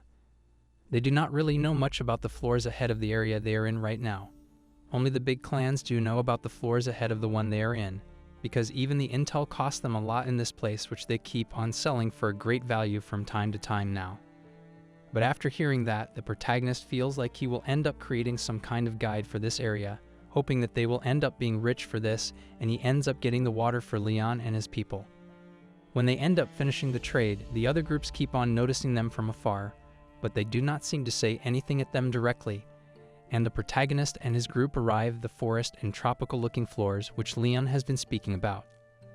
Then the protagonist claims that their main objective is to explore the whole area so they can end up creating a strategy guide for others, and they will be able to make a lot of profit by doing something like that. No matter how hard the work is, the protagonist thinks of pushing through, and the heat feels too much for Nina, so the protagonist takes out the bucket filled with milk for her. After that, he ends up preparing the white cow milk sherbet for them, and he explains that he made the thing in the safe zone while they have been taking some rest. Just after tasting the sherbet, everyone feel like they have been venturing into the ocean for a while, and the protagonist explains to everyone how he ended up making it in the first place. When he is about to spread the information of him coming from another world, the protagonist somehow manages to keep the information to himself instead of making it a slip of the tongue in front of the others. He also makes some simple cooling packs for each one of them, and Ian keeps on thinking of the price of the item they keep on eating because of the dedication of the protagonist. Soon enough, they begin entering the jungle to check up on the zones to make out a proper guide for the newbies, and the protagonist ends up feeling like he is about to finish the travel for now. But Ian feels like he is able to hear something, and they end up listening to some people bickering, and they keep on hearing what they have to say about the queen engaging in the assassination which was declared for the protagonist. Then once they end up talking about the engagement of Dan in this whole assassination, they feel like their mind is about to blow up, and the fact that Dan has ties with the depths of purgatory makes him feel like he is about to lose his mind, as he used to trust the man a lot. Then after hearing the men, Ian feels like he is unable to believe himself, and the whole big clan looks like nothing but a clan filled with spies, but the protagonist feels like they all aren't some spies. Even so, a few of the spies ran the maze to shadow him, and Nina points out that Dan surely betrayed them in the end, and the protagonist feels like Dan must have helped the spies in all kinds of ways, and Esther claims that they shouldn't trust someone like Dan anymore. Now that the protagonist looks back, he feels like he should have wanted him gone, and there is no way he would have warned him about the Rosada coming for him. Also, there was the incident with Ian's father, which he helped him to settle in the beginning of their friendship. But Esther feels like it must have been some trick to make the protagonist trust him. The protagonist keeps on doubting his credibility. The fact that Ian feels like it must be true because of the two members of Purgatory saying that they have been informed by Dan still stands, so they have to be careful, and the protagonist thinks that they will find themselves in danger right now if they keep on passing their time in here.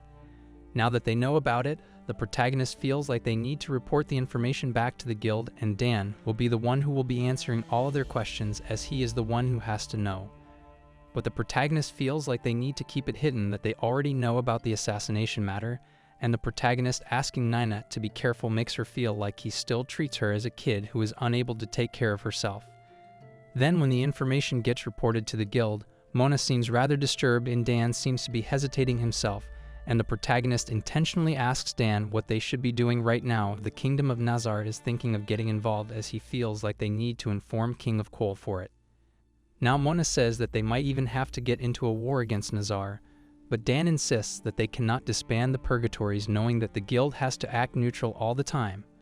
But Dan claims that they can stop thinking of the politics now as they have the chance to catch the assassin themselves, and he claims that he will be running the maze with the protagonist next time to take down a clan as big as the Purgatories. They will need some cold and hard evidence, and he feels like he is about to be a witness in this incident.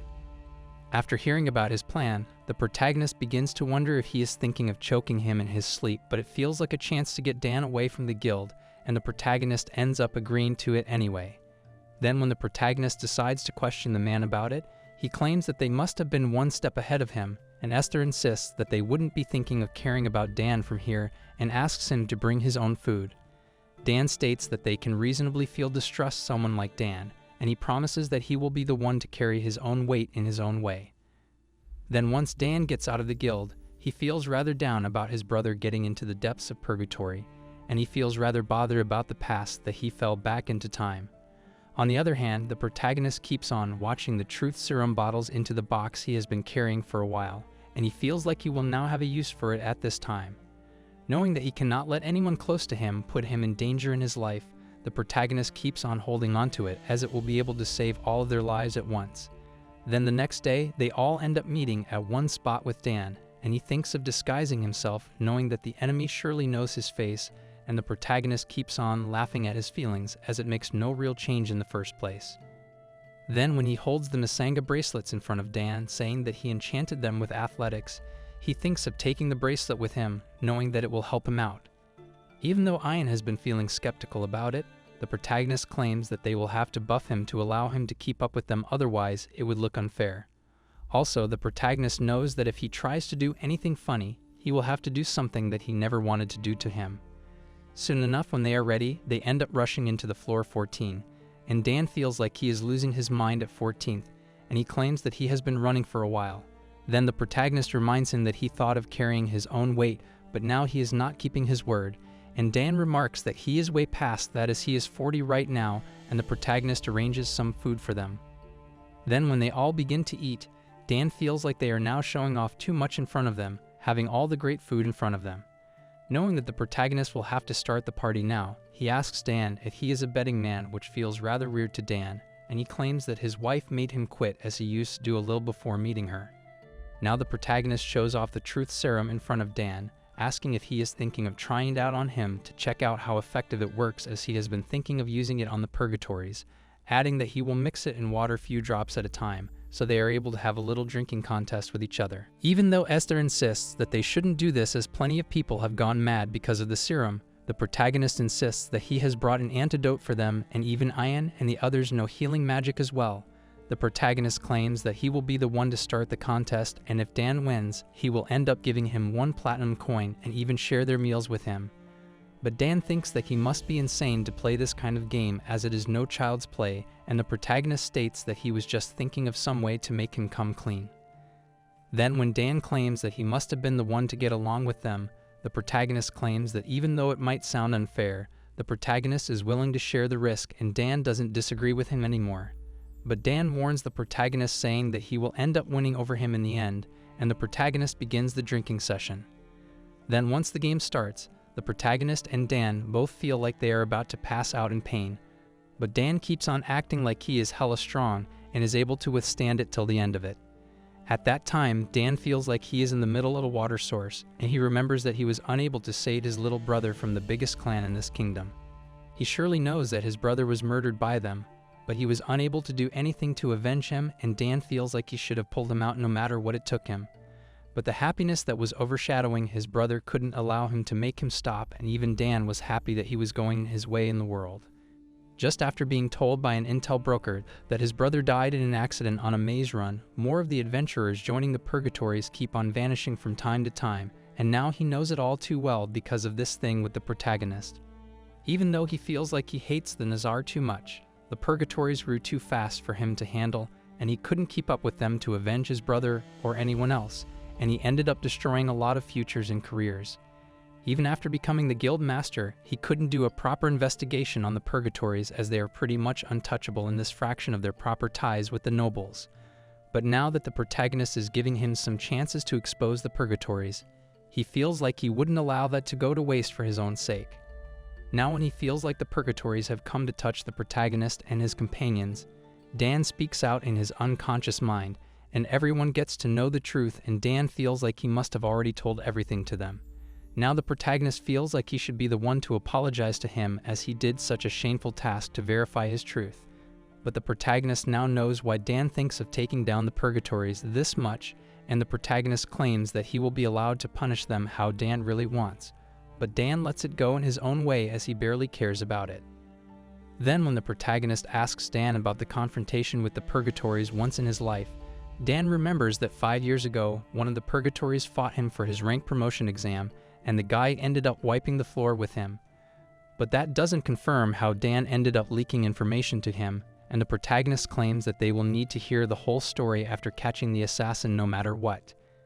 Then the gift of empathy introduction finishes. The same guy who once beat Dan begins shrieking on his own, and he is unable to pull himself together as he used to bring out information from the guild master in his mind.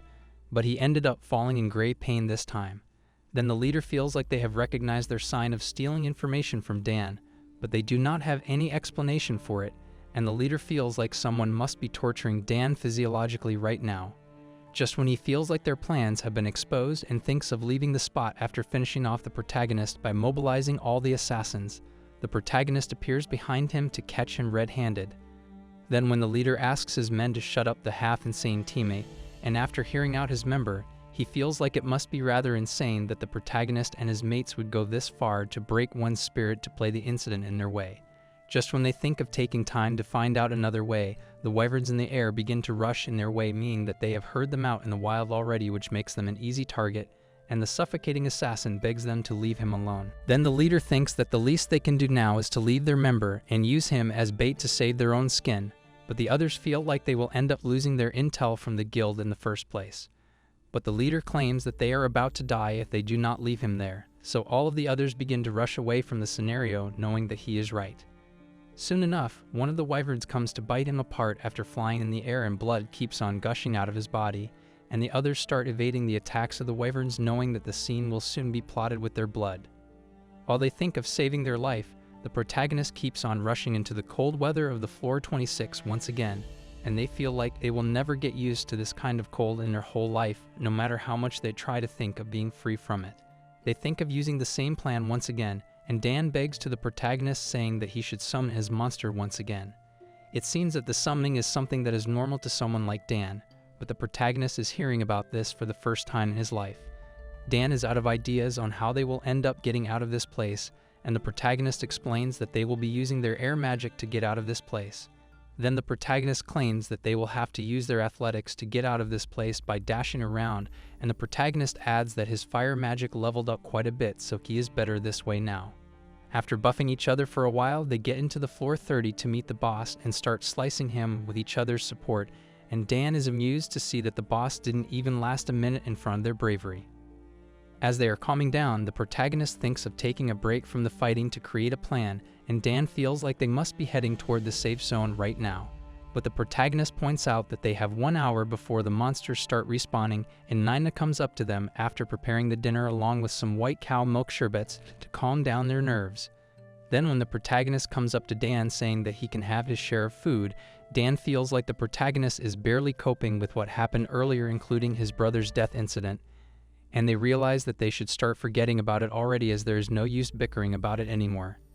Dan asks the protagonist about his plan, and the protagonist claims that they will pretend to explore the tropical floor to lure the clan, which is witch hunting them right now, as they have already mapped out the whole location. They will be fine.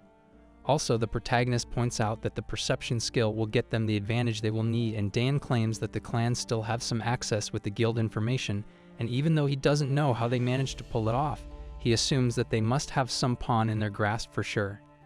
Then when it comes to the time of heading into the safe zone, the protagonist insists that they will have to act normal inside, and the guys inside begin to keep on scheming something while looking at them straight. Then at the day 7, they keep on bathing with the water they brought with them, and Dan claims that the protagonist's help is the only thing that is keeping them alive at this point, and Esther claims that he could have brought a whole bathroom if he wanted to.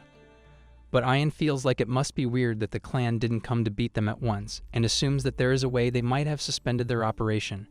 Knowing that the protagonist has been using his perception for a while, he feels like he cannot keep it up for a while, so he ends up wearing the equipment that he brought with him. When Dan is unable to realize what the protagonist has been planning, the protagonist starts using his magic to sense what is happening in this whole area, as if he is some kind of naturalist. Even the mental states of the people in this area start to get detected by the protagonist, and it seems that the bad guys are not following them, but they are somehow keeping their tabs on them in some way. Detecting that the mission is still on, the protagonist lets everyone know that they are still keeping notes on them, but the protagonist assumes that they might not have the full detection, but they do know that they are still roaming in this floor. Even after doing a lot of experiments, the protagonist is unable to realize how they have been doing this, and the protagonist suddenly feels like their killing intent increased a whole lot in a slight second, which makes him even more suspicious. The protagonist now feels like they are so confident that they are assuming that the enemies will be fine against them if they think of attacking them now at any point. After thinking about it a lot, the protagonist feels like they should start thinking of using him as bait for now, so as he and Nina split off, they should start moving in after that incident. Even though Esther assumes that it is rather dangerous, the protagonist claims that they can come back once again after circling around them, knowing that the impending danger is near them. He also knows that if they think of piling enough buffs on Nina, she will soon be stronger than Dan, and Dan feels like he is being rather honest, as the protagonist is quite an expert when it comes to his enchanting skills. After plotting their plan, they start using the water drugs which was brought by the protagonist from the House Nonland, and even though it takes some time to effect, it will soon turn into some kind of poisonous gas that slows someone's brain. Now that they have some kind of antidote, the protagonist claims that he will be standing by in the backline, and the protagonist claims that he will start preparing the dinner with Nina's help. The whole plot of cooking is to make the enemies think that there is nothing like the gas, which will keep on making the situation dangerous for them, and they start making it look like they are nothing but easy kills in this situation. While communicating with Nina, the protagonist feels like Nina is feeling the dark danger around her neck, and feels like it is reasonable for someone like her to feel like this, as she is nothing but a simple village girl who doesn't have any option ahead of her. But the protagonist insists that they need to keep the assassins alive in any way possible, and he insists that she can think of only protecting herself, and Nina promises that she will be doing her best. Then when it comes to the finishing touch of the moment, Nina starts feeding the protagonist with her own hand, and the protagonist keeps on acting rather similar to her by acting like he is nothing but a fool in front of the cunning bastards surrounding them.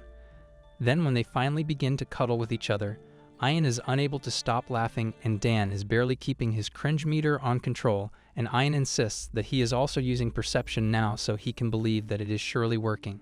He feels like the protagonist must have noticed the guys approaching them as well as they have been hiding in the trees, meaning that they have cloaked, knowing that they will have to attack as soon as possible.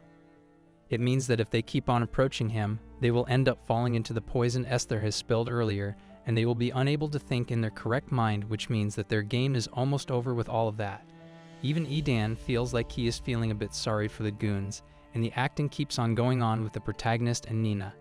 Nina starts wiping his face, and the protagonist keeps on whispering into her ears, saying that the guys are near them, and as soon as the guys end up revealing themselves, Ian and the others also think of taking their stance against them. The purgatories come close to the protagonist, ordering him to leave the girl in front of them along with all the food in his grasp as soon as possible, making it look like some kind of robbery. The goons begin to laugh at the protagonist, feeling like the protagonist is the one at a disadvantage and claims that they will be thinking of getting most of the heat, and the protagonist feels like they are still unable to realize that his mates are behind their back. To scare the shit out of Nina, they warn her, saying that they are not about to finish her off as they have been thinking of having some fun with her, and the guys keep on licking their drools, acting like proper maniacs, and the protagonist now realizes that the guys are acting like that because of the poison gas. Soon enough, when the guys begin to charge at the protagonist, and the protagonist feels like the gas is working rather nicely, which makes them unable to hit them harder in this time. To make out the most of it, the protagonist keeps on blasting them one by one with his fireballs, and the guys think of outnumbering them, even though Nina keeps on clenching her fist against the guys as well. When she manages to cut off one of the guy's legs, another guy comes from behind and embraces her to get her down on the ground. When she is feeling the impending fear of the guy molesting her on the ground, the guy threatens her, saying that he will be using her before finishing her, while adding some nasty words about her and the protagonist. Hearing the nasty words out of his mouth, Nana's anger reaches another height, and she keeps on kicking on the man's groin to get him down as well. Just when he is off guarded, Nina takes the club in her hand and blasts the hell out of the guy's jaw as if it was burst open in a mere second, while adding the water balls against the guys to get them all into a sticky situation, so they are not able to get out of it. She even cracks one of their guys' skulls, warning that they must stay away from her, and the protagonist feels like she was never that nervous before in her whole life. While the leader keeps on screaming against his men, saying that they are nothing but kids beating them, Ian appears behind him with his longsword to hunt the man. At the same time, Dan and Esther attack others to make them realize that they are in a successful ambush at this moment, and there is no way to get out of it.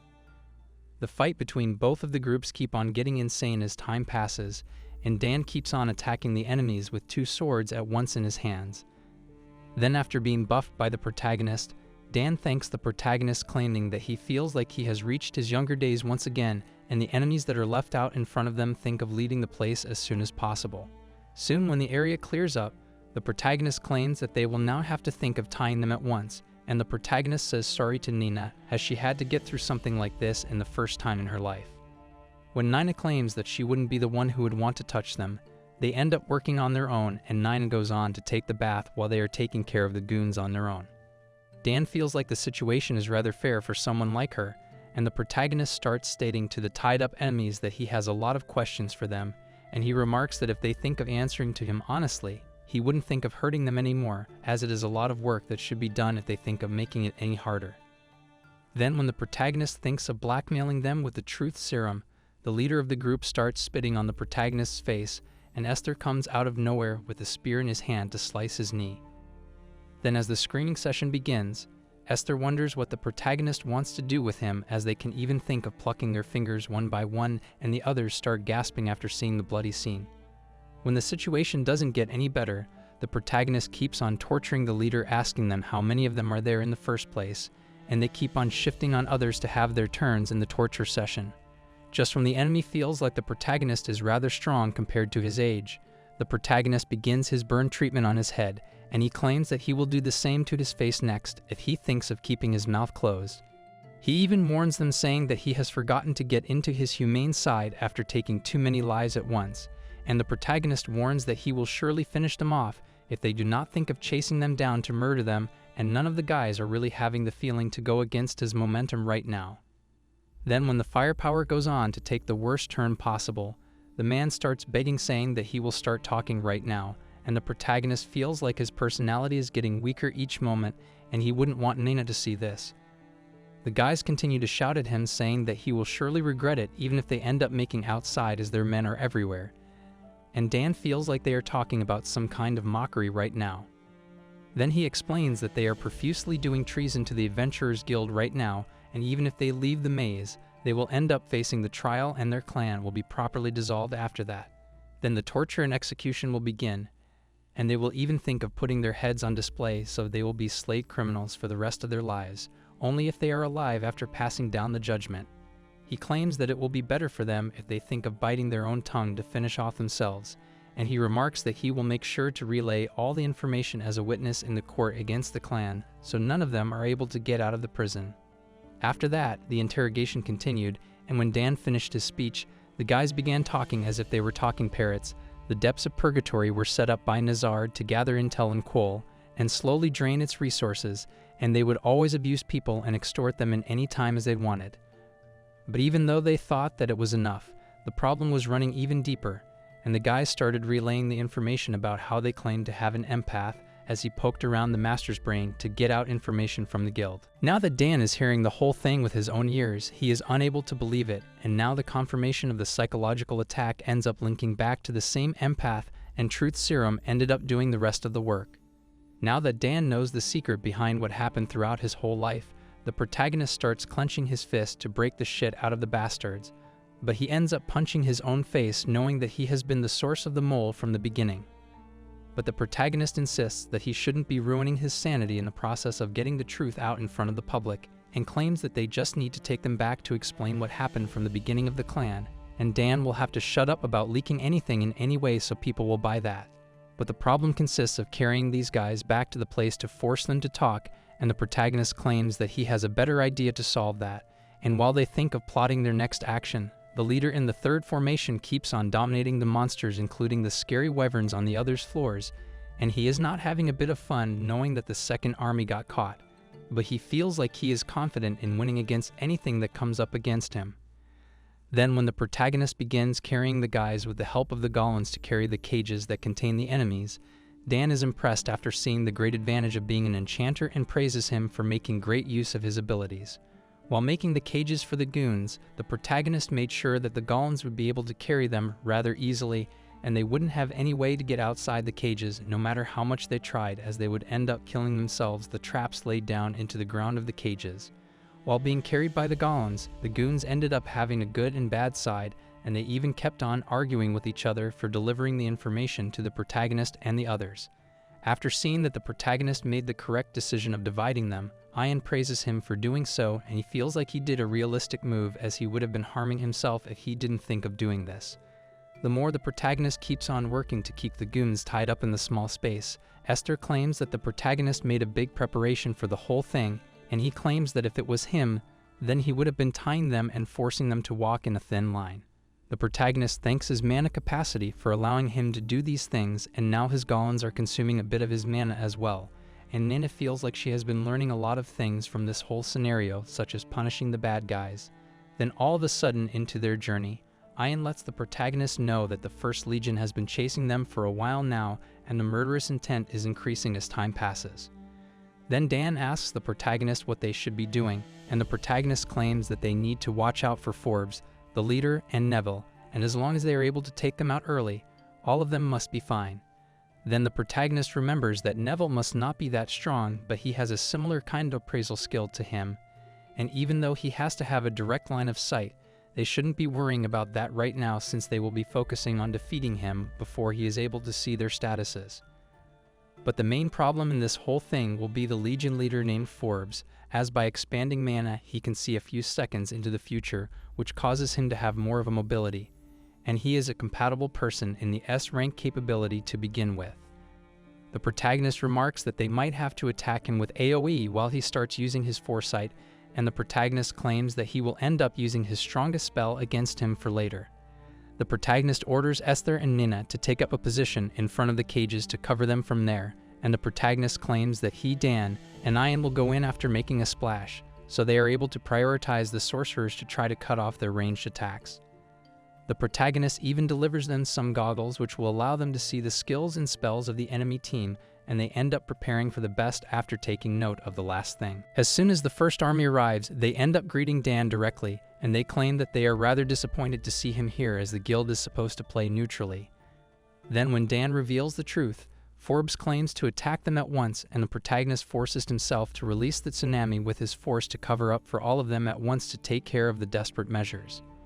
When the blast of water hits them all, Neville ends up losing his sight for a while, and is unable to judge the skills of everyone ahead of him. As soon as the air slicer hits Neville to take him down, Forbes claims that his foresight can do nothing about that.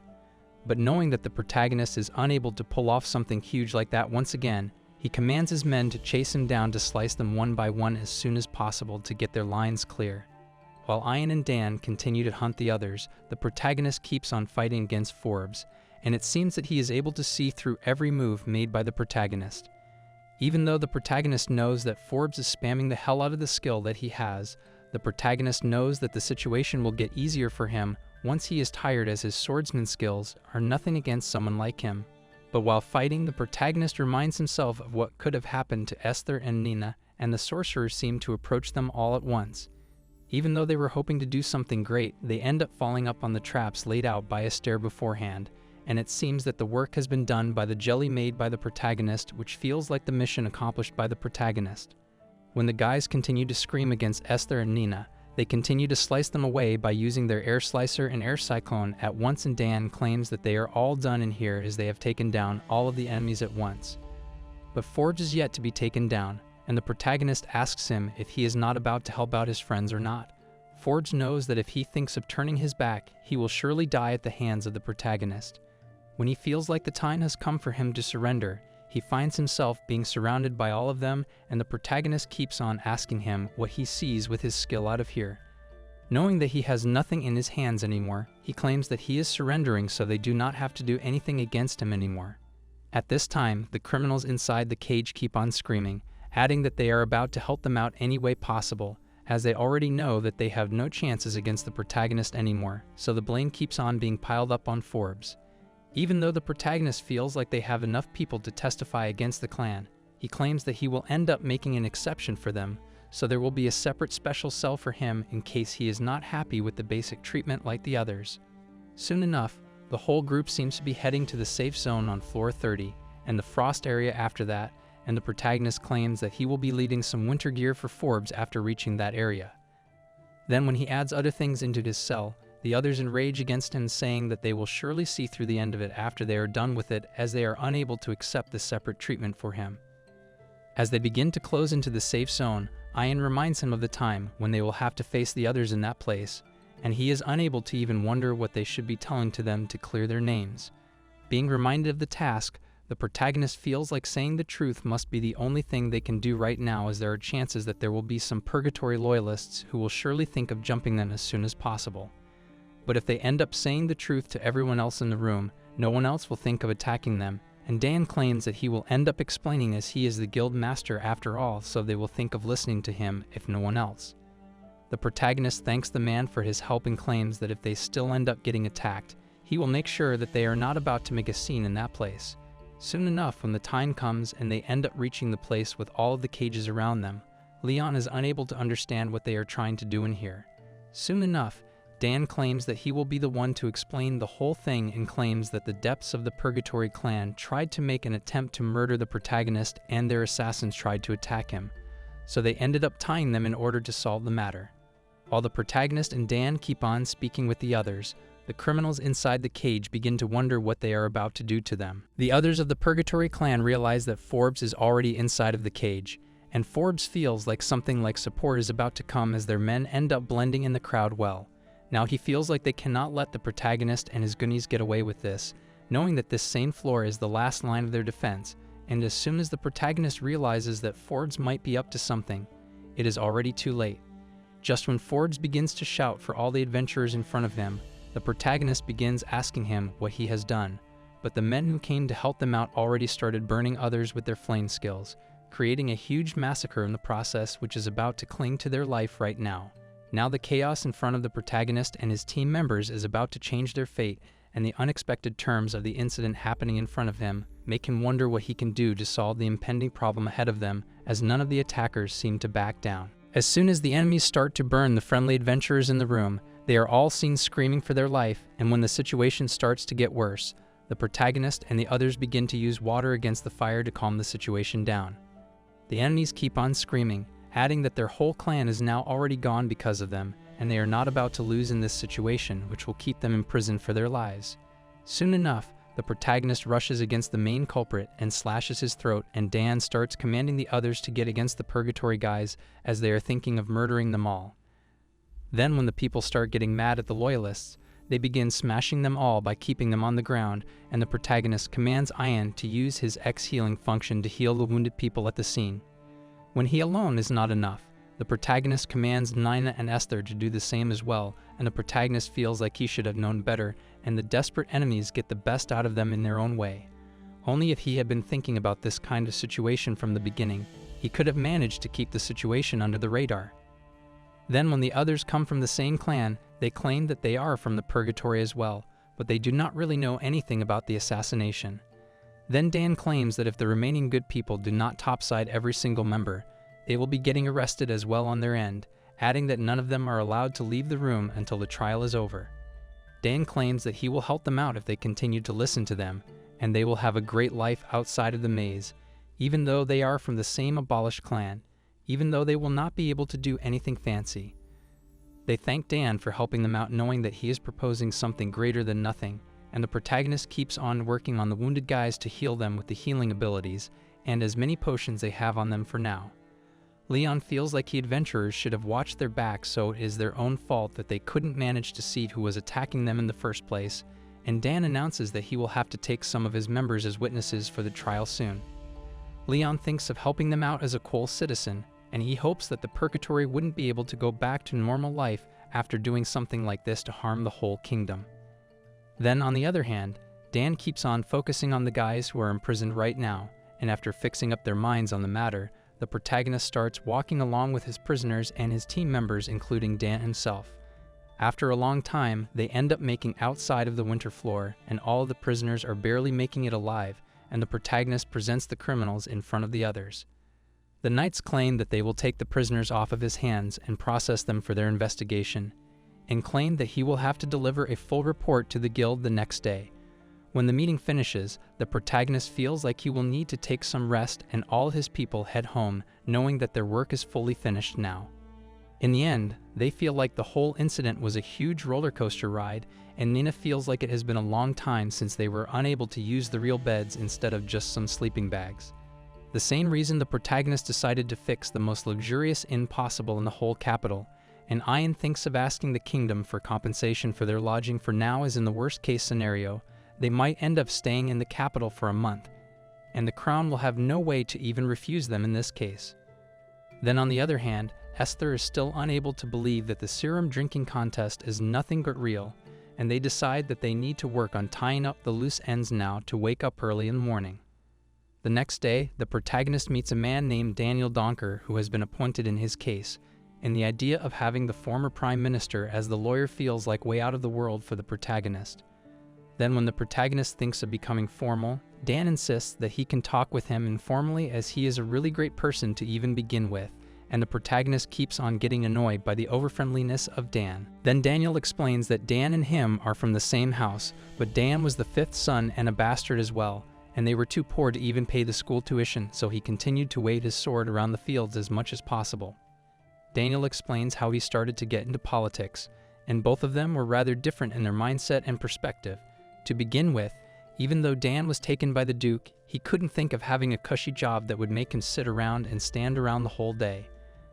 Then after seeing the current circumstances of the situation, Daniel asks Dan to come back with him, knowing that he will end up being expelled from the guild at this point, and he might be able to save him from the traps.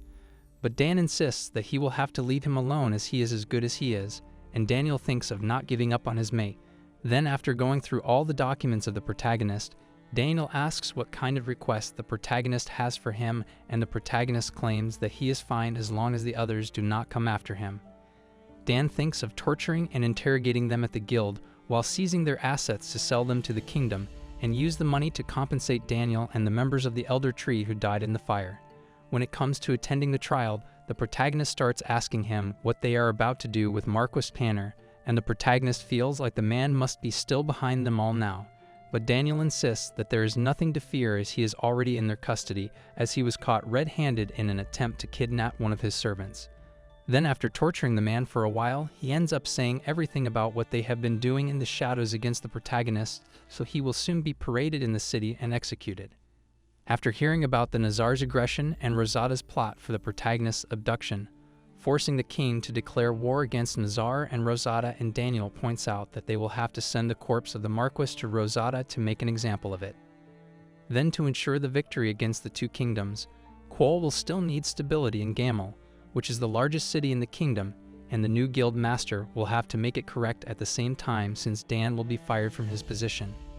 When it is time to say goodbye, Daniel comes in to have a chat with the protagonist, and he claims that he wouldn't like Dan to hear what he wanted to say, and he claims that even though he has no intentions to uproot Dan, he feels like he is damaging him by asking him to return to the Fonker house.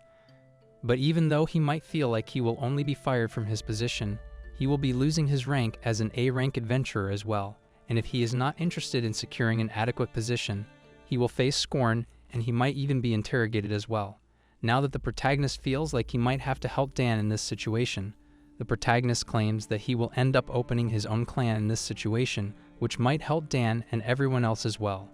When it comes to deciding what Dan will be from now on, Daniel being employed as a low-level grunt is about to become his punishment for now.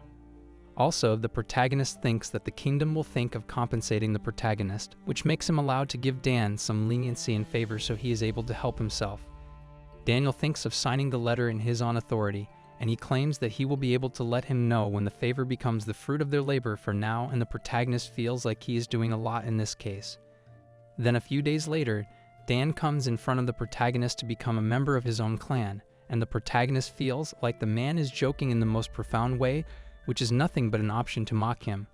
Daniel announces that Dan will be employed for 5 years straight under the care of his newfound clan, and he remarks that it would have been highly criminal to end Dan's career as an adventurer like that all of a sudden. Then, when it comes to discovering the new guild master, it seems to be Dan's wife is taking the turn to decide, as she will be handling the matter on her own for a while by becoming the guild master herself. Also, it is remarked that Alpha is a famous adventurer on her own, and now Dan will be handled by his wife at his work, and even at home as well. Dan realizes that Daniel and the protagonist both are working hard for him to keep himself protected, and the protagonist claims that he might think of doing something else, as well as he is just a member on paper to keep himself protected. Even though Dan feels like it doesn't seem right to him and thinks of putting in the work to develop the clan, the protagonist claims that he will be able to help his maids level up back in the capital, as they want to get stronger as well, and he was unable to find someone who was able to help him out for a while. The protagonist suggests taking some enchanted items and clearing the slime rooms a few times for now, which will surely improve their qualities in the best way possible. Then soon after founding the clan, the protagonist bought an estate from some noble family to use it as a base for the clan, and it seems that the noble used to have some ties with the Purgatory clan, so they ended up having a good deal on their end. When the bargain ends, Dan feels ashamed to see that they had to haggle with the pricing, as he was already considering selling the mansion at a low price compared to the market price. Now they only have to take care of the trial, and Daniel believes that the protagonist will be fruitful enough to go through that as nicely as possible. Even though it might sound like a trial, the verdict has already been decided for the criminals, and the protagonist gets called into the trial and starts acting the corniest way possible to let the trial go in his favor. Then when he starts crying in front of the judges, Nina his people are unable to comprehend how cringy he looks to portray as the most helpless individual in front of the whole court. As the judges make the announcement, they claim that the ruthlessness and the brutal character of all the criminals have been found, and they have been served 100 lashings with healing magic, including face and hand tattoos to mark their crime, which makes the whole clan tremble in fear. The final action of the trial seems to be a lifetime of hard labor as criminal slaves, and the audience keeps on supporting the protagonist through the whole submission. Other adventurers demand that they live their sad lives somewhere else, and it seems that even the clan leader of the emissaries named Herbert seems to be enjoying too much of the trial as it ends in their favor as well. When the protagonist thinks of looking into his skills, the protagonist notices that the guy is rather an expert when it comes to spear use, and he thinks that as he is a sword user, he will have more chances to get reached by Herbert, as he will be able to poke out his eyes before he is about to pull off any spells to protect himself. All he knows is that the spearman like Herbert is a piece of bad news for him, and he has never thought of fighting the man from the start of the whole situation, so all he knows is that he has to be careful enough around someone like him. Then when the trial finishes, Herbert thinks of having a party of his own with his members, and he starts holding his own members for supporting the other clan. He even ends up beating them to a pulp for serving their intel to them in his own way to make it right.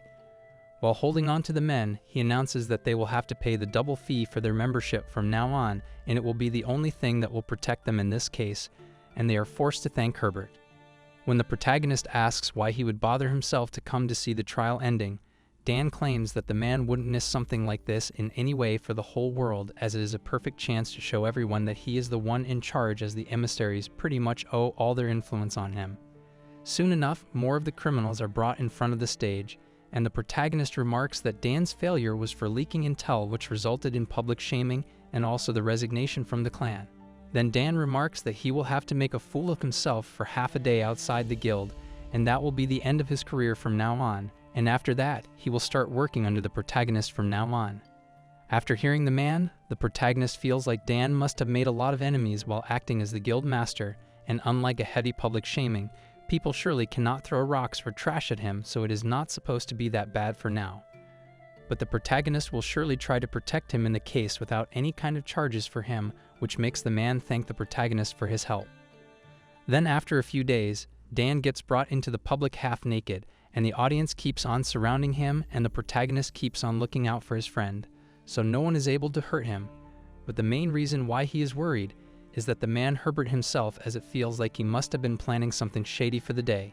He even ends up Dan wearing the enchanted magic ring to be safe, and the Elder Tree and Harpers are here to help them out as well. Soon enough, some Herbert members come up to them with some kind of duffel bags, and just when they start wielding their swords and weapons against Dan, the ring's air shield ends up protecting him from those attacks.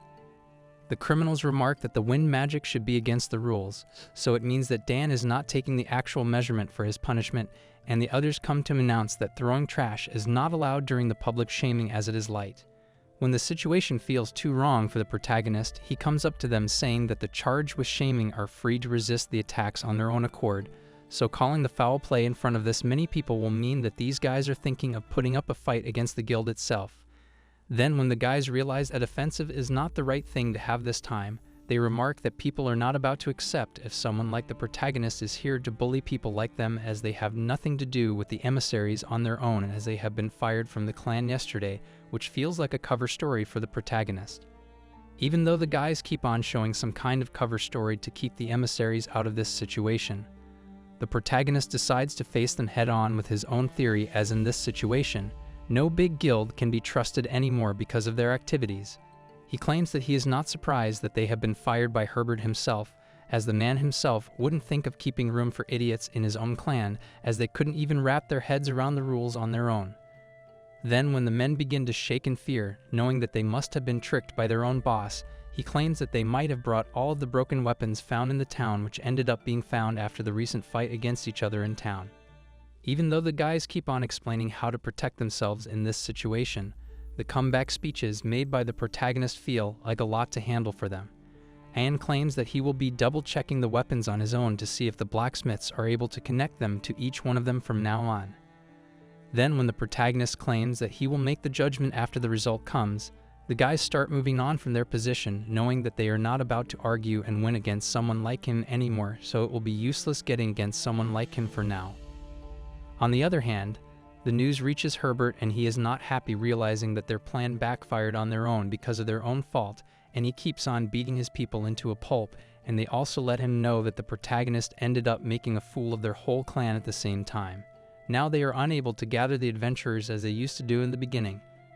and they explain to Herbert that even Duke Fonker and the whole guild also gathered evidence from the blacksmiths to prove that they are the ones who are playing this game behind everyone now to harm Dan.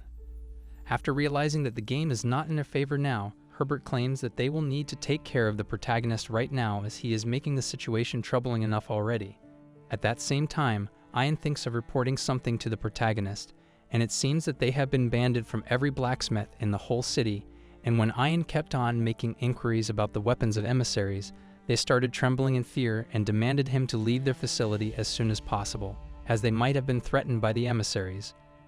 Then the protagonist feels like Herbert might have no brain in the first place, adding that he might think that they will be in trouble for not being able to buy any weapons from the blacksmiths, but it does relate to the fact that the emissaries are related in this story one way or another, which the protagonist was trying to confirm this whole time.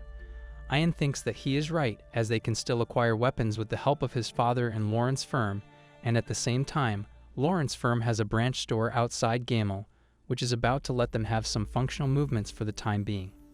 Then, knowing that it is about to be rather inconvenient for them, the protagonist thinks of a way to return the favor, and Ian claims that he might have the best idea for that, as there is a way they might be able to engage the Duke into this whole thing.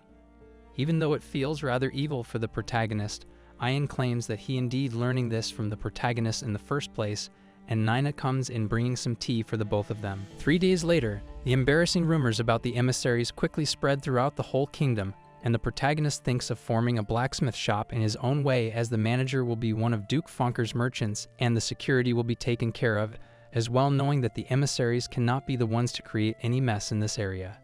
At the beginning of this whole situation, the protagonist ended up getting the maids some alchemy enchantments, so they are able to make weapons out of them, and it helps them to boost their mana. The protagonist starts thinking of going back to the capital one again, as it is done.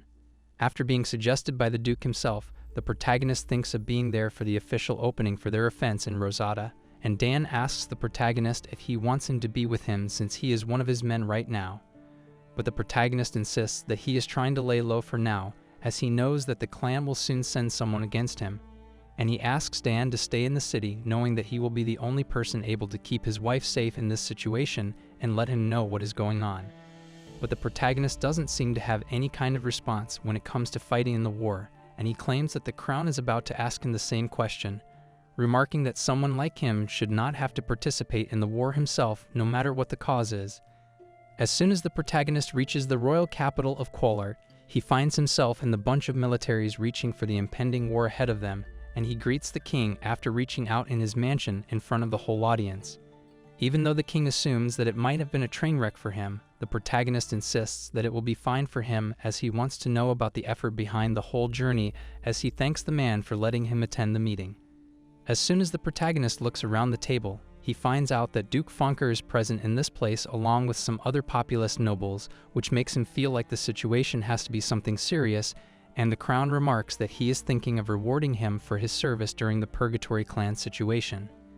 Even though the guild has already rewarded the protagonist, the crown leaves a bunch of orichalcum for him along with a ton of mithril at the same time, while approving his request to elevate Ian and Nina from slaves to citizens, as their contracts are hereby agreements. The protagonist realizes that the Duke must have worked hard for this whole thing, as he ended up making what he wanted since the beginning. And the protagonist thinks of lifting their servitude when he reaches back home with his utmost gratitude toward the crown. At the same time, the protagonist feels like he wants to get citizenship for Esther and Urza as well, but the situation including Rosada is rather too unstable for them to talk about right now. But he knows that as he is an enchanter, they will be better off being his property for now, so he thinks of taking care of the situation some other time for now. Then when it comes to the neighboring country, the wars and the alliance between Rosada and Nazar are now broken and at war. The main incident is occurring in the border towns at once, so they are focusing on there for now. They have prepared to launch their offensive when they finally declare war, and the protagonist knows that Quarta is separated by a river, which is also the border between two kingdoms, which makes him wonder if the citizens are now safe or not. The Duke announces that the river banks have been taken care of by using barricades, and the conflict on their side has been reduced to a minimum because Rosada has their hands full with Nazar right now. Now the situation allows Nazar to dominate a third of Rosartan territory, which also means that they are exhausting their potion supply faster than they have been anticipating since the beginning of the war. While the protagonist keeps himself busy thinking about the sanitary situations, the crown claims that this whole development is a boon for Cole, for now as Rosada is already done for. And Nazar is weakened by disease, so they will be able to wipe out both forces in one fell swoop to take control over Rosada. Then they claim that they want to help the protagonist out with the situation, and the protagonist claims that they have prepared a lot of potions and drinking water to combat the Rosartan diseases, but they do not have enough bags to transport the batches at once. It makes the crown to remark that the protagonist will have to produce the bags for them with his enchanting magic, so they are able to purchase the bags at a premium price when they are needed, and the protagonist claims that instead of making the bags, the protagonist thinks that they will be better off taking the water magic enchantment in his hand to make their own water, as the mana supply wouldn't be mattering in this case for sure. Even the king understands that this kind of facility will let him have some space to invest their time into something else, but the bags would still get them some space, as the protagonist didn't want the military to use his enchantments. Even though the protagonist feels like he will be able to change his mind about that, the protagonist claims that he wants to use the accessories, and instead of monopolizing the whole thing, the protagonist would like him to sell half of the thing when the war is over, and the bracelets will surely make it back here to the people once again. After hearing out the protagonist, the king feels like he will have to make sure that the rules are being abided by, so those things are owned by someone who really needs them. Then when the matter of Rosada ends, the Duke brings up the topic of their conflict with Nazar, as House Bernhard, the family of necromancers, are waiting for them all in Nazar right now. The House Bernhard is like a long line of high-ranking nobles with their close ties to the Nazar royals, and the Nazar will only use them as a last resort, but that doesn't actually make them less scary in this whole scenario. Also, the fact that 100 children in the house were born with the help of necromancy makes it even scarier, and the house breeding people like rabbits are rather uncontrollable. But only those born with the great gift are raised as proper family members in the first place, and the fact that there are 8 Bernhard necromancers makes it possible that the protagonist will be able to outnumber them if they think of trying to beat them. But the crown knows that there will be a great sacrifice in their favor as well, as even a single necromancer can turn the tide of the whole battle, no matter how decomposed a corpse is. As long as they have all of their limbs, they are dangerous for a normal human being without the magic, as they do not feel any kind of pain as the humans do. The whole situation leaves the protagonist with 2 options. Either they will have to get rid of all the corpses, or they have to get rid of the main necromancer, but if the necromancer ends up having more access to other corpses, they will keep on raising one by one to protect the main one. Also, there is an option that the necromancer will end up running out of mana after a certain amount of time, but the potential losses in this case will be rather dangerous for them to even imagine. The crown asks the protagonist for an idea, and the protagonist claims that he would think of avoiding fighting against House Bernhard in the first place altogether, as he would use fire and wind magic to intimidate their living forces and use ambushes and night strikes to destroy their gear and supplies. Even the Duke thinks that they will suffer some losses, but they will obliterate the morale of the whole Nazar army in one strike, and the crown thinks that they are speaking of something reasonable. The king announces the protagonist to start working on the enchantments, and the protagonist finishes making 1,000 of the rings to help them out. After he is done with his work, Nina comes in saying that Alexander from the Dragon Tears has arrived to meet him, and the protagonist begins to wonder why he came to meet him all of a sudden. The man seems to be interested in the fact that the protagonist ended up forming a clan, and he asks if Dragon Tears can be a part of it. The protagonist claims that it will be rather nice if they think of joining them as soon as possible, as he is unable to contain the excitement in himself. Alexander insists that some people might try to harm him for protecting him, so he wants to create a magical contract with each other, and they end up agreeing to it altogether. Then, when talking about the members of the Sacred Flame, it seems that Alexander had bonded with them as well for a while, and he heard that they will be joining the war effort against Rosada as well. But Alexander insists that he would like to run the maze during the war, as there is nothing left for him in Rosada, even though it used to be his homeland at some point in his life. Alexander remarks that he would think of not fighting Rosada army, and the protagonist feels like it will be hard to get him in. The protagonist insists that he would have to hold off his grip on Gamel, for now, as there are some huge enemies lurking around to damage them. But the protagonist insists that the situation will clear up soon enough, as the Duke himself will be dealing with it, and when the situation starts to get into control, the king decides to have a trial in the middle of the whole audience against the criminals. After passing his royal decree in front of everyone, the crown ended up executing the Marquess to declare war against the kingdoms of Nazar and Rosada, which started the beginning of the war for everyone officially. With the protagonist being the root of it all, Quoll launches offensives in each of the 3 towns bordering Rosada, and the Quarterfield army is under the command of Count Brand, who the protagonist is thankful to. While the Count is fighting in the war, the protagonist decides to meet Chris in the Brand estate, and he also meets Roy and Louis there, as they are his twin classmates from the magic department at school.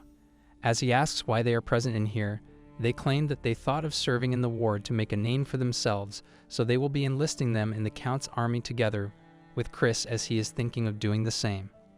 The protagonist claims that he will need a favor from them, but he asks what they know in this situation. And it seems that the townspeople will be enslaved after the war, and they will be allocated to Quoll nobles, whom they will serve as farmers and house staff, which is rather normal for some country to lose a war against another.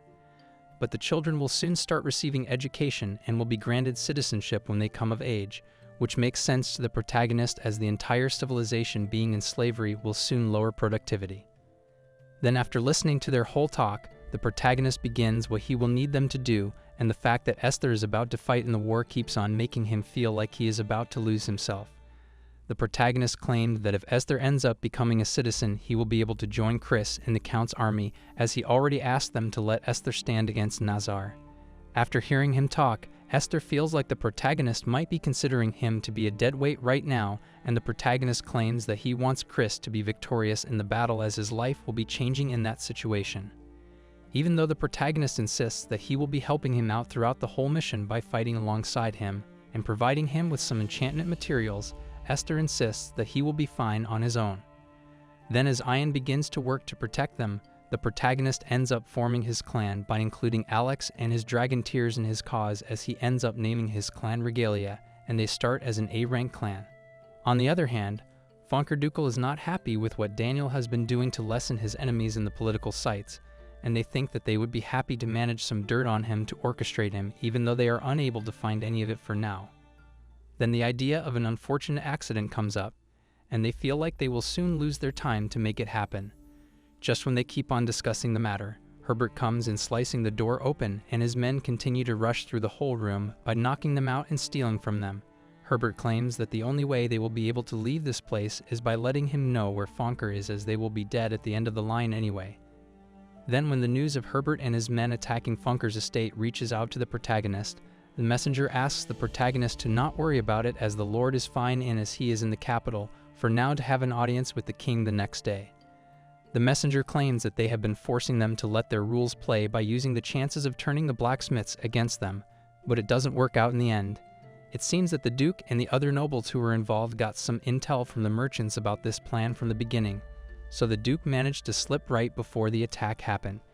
Even though they were thinking that they would get the Duke himself, the Duke managed to invite his enemies into the mansion beforehand to make it look like a party himself, so they ended up dying instead of him. Now Herbert and his men are now wanted criminals in the nation, and they expect a punitive expedition to be dispatched in the morning, which makes the protagonist feel like the Duke is rather scary after all, as he is a cunning man who can turn anything in his favor. The whole situation, including the chance of wiping off his enemies and painting Herbert as a criminal, makes the protagonist feel like he has an advantage by keeping someone like him on his good side, otherwise he would have to suffer a lot.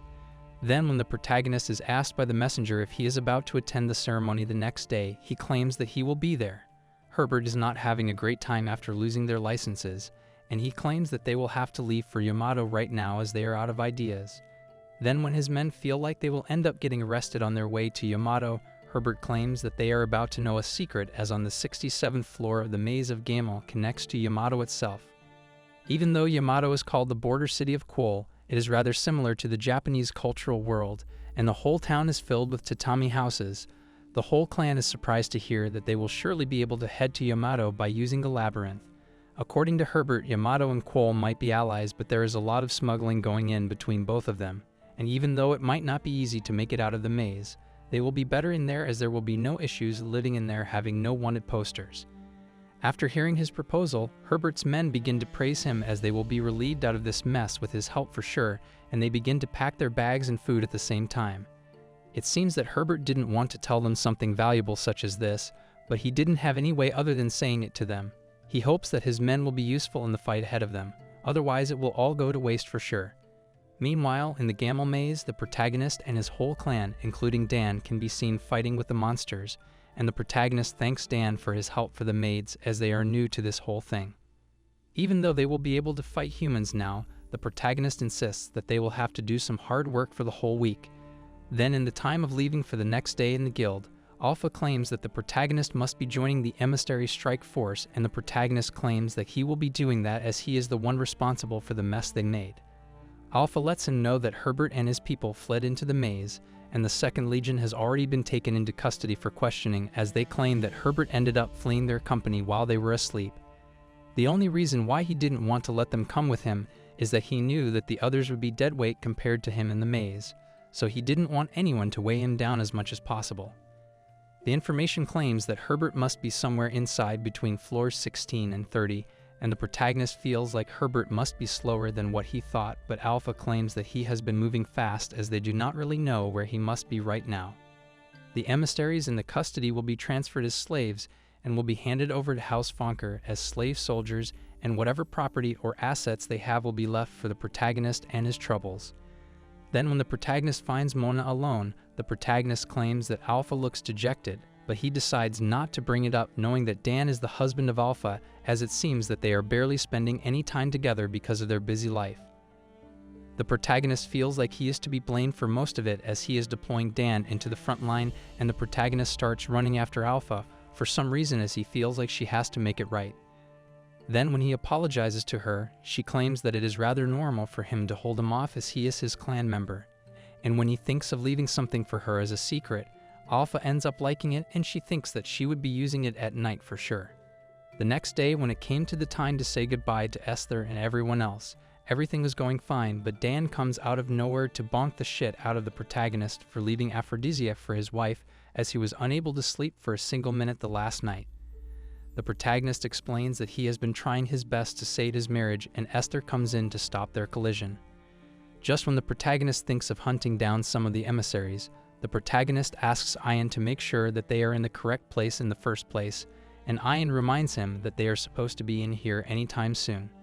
Soon enough, a fairy named Canon comes in saying that she is the leader of the emissary strike force, and she comes in with 4 of her strongest warriors. The protagonist feels amused by it, as he has never worked with fairies in his whole life, and he feels like she is rather overpowered, and working with someone like her will be no joke. Canon explains that they will have 2 routes to choose from, and she asks for his consent, as one of them will be dangerous. And she explains that there is a huge hole coming out of floor 15, and they will have to rappel down to force through the shortcut. Even Ian didn't know about it on his own, and the protagonist thinks of risking his life for a while and starts assuming that the shortcut will be the right decision, but they wouldn't be able to take Nina with them. Even so, Canon claims that he is welcome to change his mind anytime he wants, and as soon as the protagonist starts repelling with the others, he feels like he will be shitting his pants anytime soon in this situation, and keeps cursing in the name of Herbert for this. After making it down into the real path of the maze, and the protagonist feels like he could see some places on the 15th floor where one couldn't see the ceiling of the places, but the protagonist would never even wonder that it went all the way up to the surface. Then the protagonist feels like they are not even scared in the slightest, which reveals that they are pure S-rankers, but the men insist that they get scared like everyone else, and Canon keeps on talking about even damning feats, which confuse the protagonist even more. After taking out the orc boss on the 15th floor, the protagonist and the others reach the 21st floor of Grassland area, and the protagonist thinks of interrogating the emissary people after catching up on them, as they already look pretty banged up. While they keep on heading ahead of them, the protagonist and the others continue to sneak behind them, and it seems that these guys are the ones who must have attacked the Fonker state.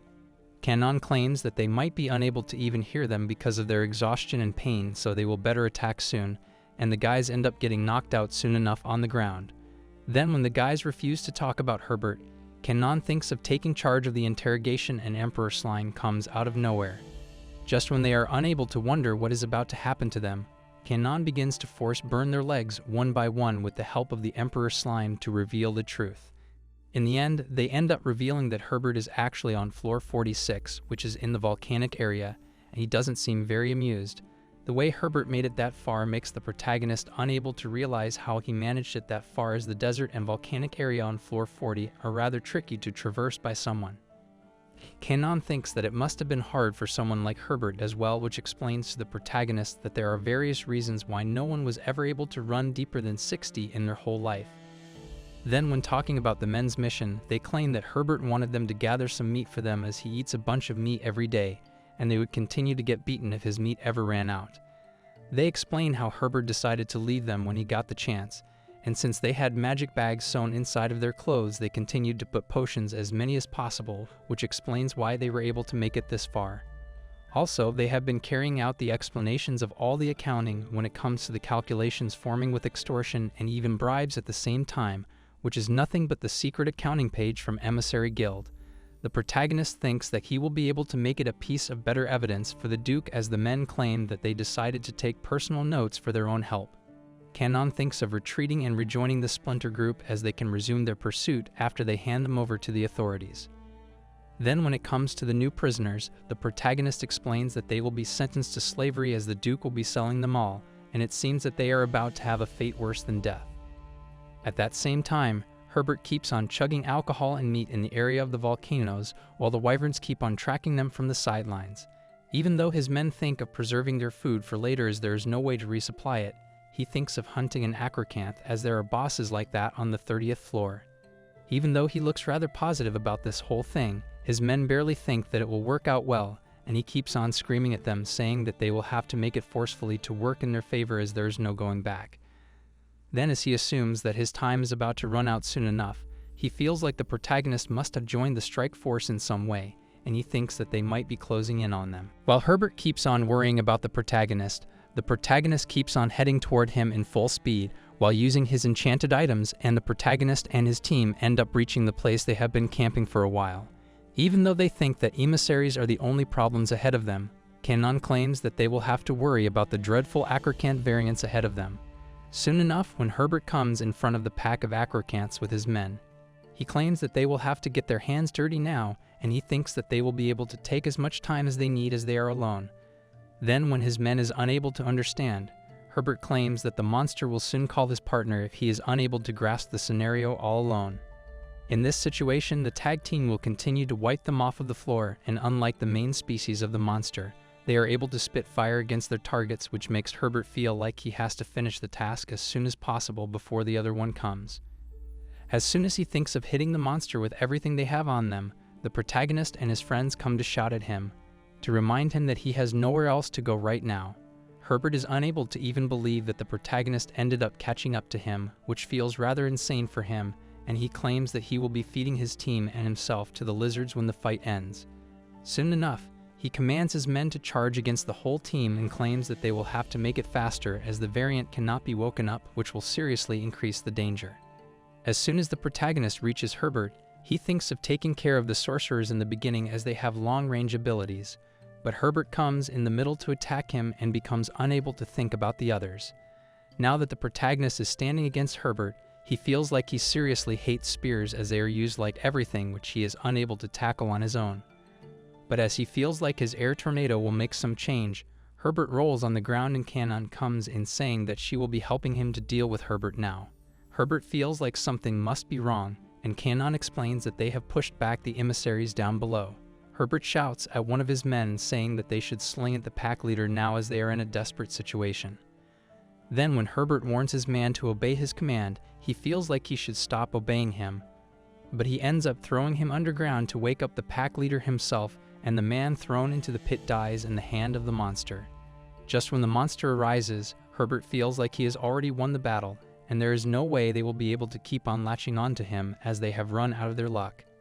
Now that the variant has woken up, Herbert commands his men to run away as soon as possible, and instead of looking back, he keeps on running away from the protagonist and his team himself, knowing that they will have to take care of the monster instead of running after him. The way the man decided to feed his man to the monster feels unbelievable to Kanon, and Ian claims that they have managed to capture half of Herbert's army, but some of them ended up escaping on their own.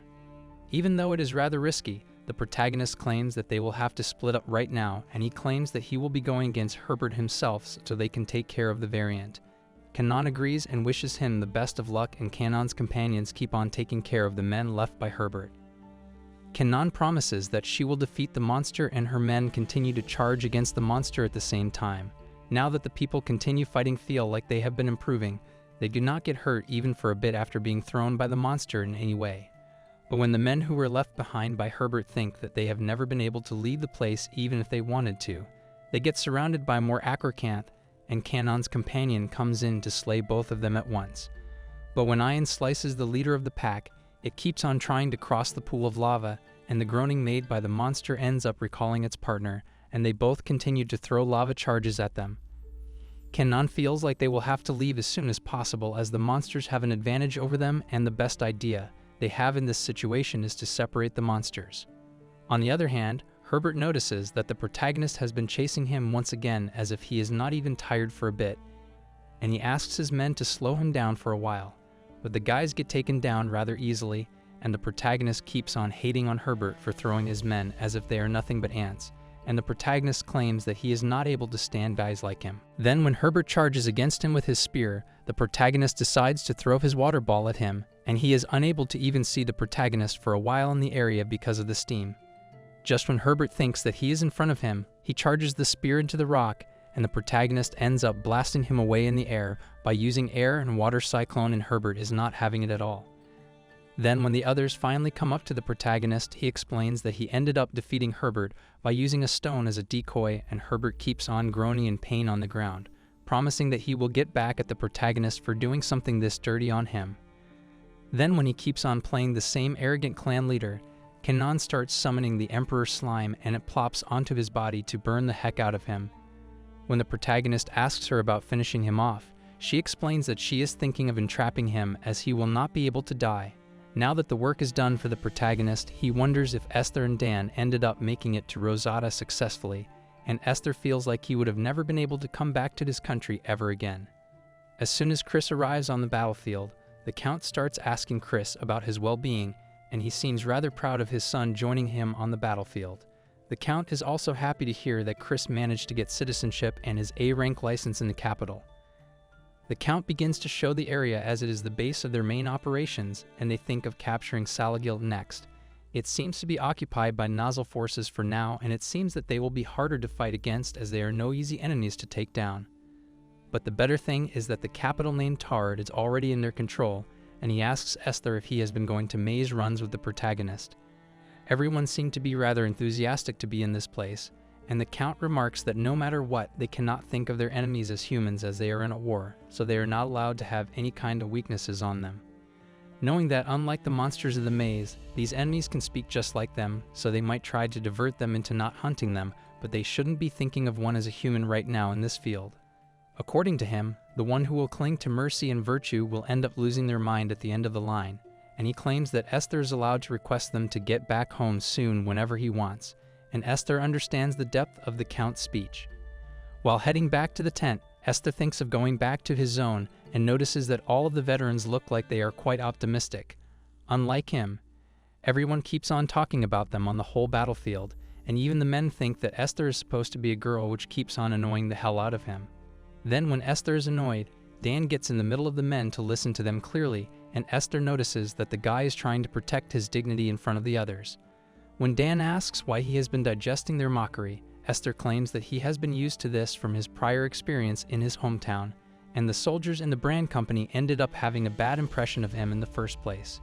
But Dan insists that he is a bigger man than the others talking shit about him, and insists that he shouldn't be losing his morality in any way, even if he has to teach them as lesson for bitching about him the next time. Then when Dan finds this whole thing unacceptable, Esther thinks that he might try to show his skills on the battlefield, which might make everyone realize what kind of person he really is in the first place. Dan thinks that he is being reasonable and thinks of asking their questions to the Count directly. Then at night, the Count and them start discussing the matter at hand, and the Count claims that he will let Esther join his personal guard and earn his valor here, as the protagonist decided to write a lot of good things about him in the letter that he sent to him. Even though the Count claims that he would like him to become the platoon commander, he thinks that some soldiers might think opposing the idea if that gets announced, and the Count wonders what he thinks of it in the first place. But Dan reminds him that he shouldn't be turning a blind eye to the soldiers talking shit about him, and the Count announces that he has already punished the ones who have already crossed their lines, but the situation is getting hotter than before. Then after hearing about it, Esther thinks of asking something from the Count, and he claims that he wants to be on the front line from the next day. Even though the Count thinks that he might not be able to do something like that, Esther explains that he will be able to describe his crafts on the battlefield, which might reflect on the slanders made against him by making him feel successful. But Count fears that he will end up losing his head if something bad happens to him, and Dan claims that he will be accompanying Esther along the line. The Count ends up agreeing to their plans, adding that they will surely have to retreat if some kind of danger keeps on approaching them.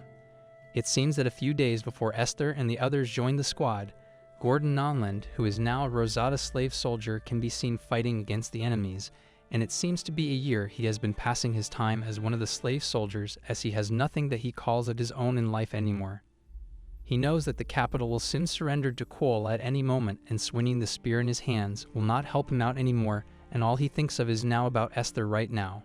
The main thing that feels rather unfathomable to him is that he is unable to even guess why Esther decided to follow the protagonist as a slave.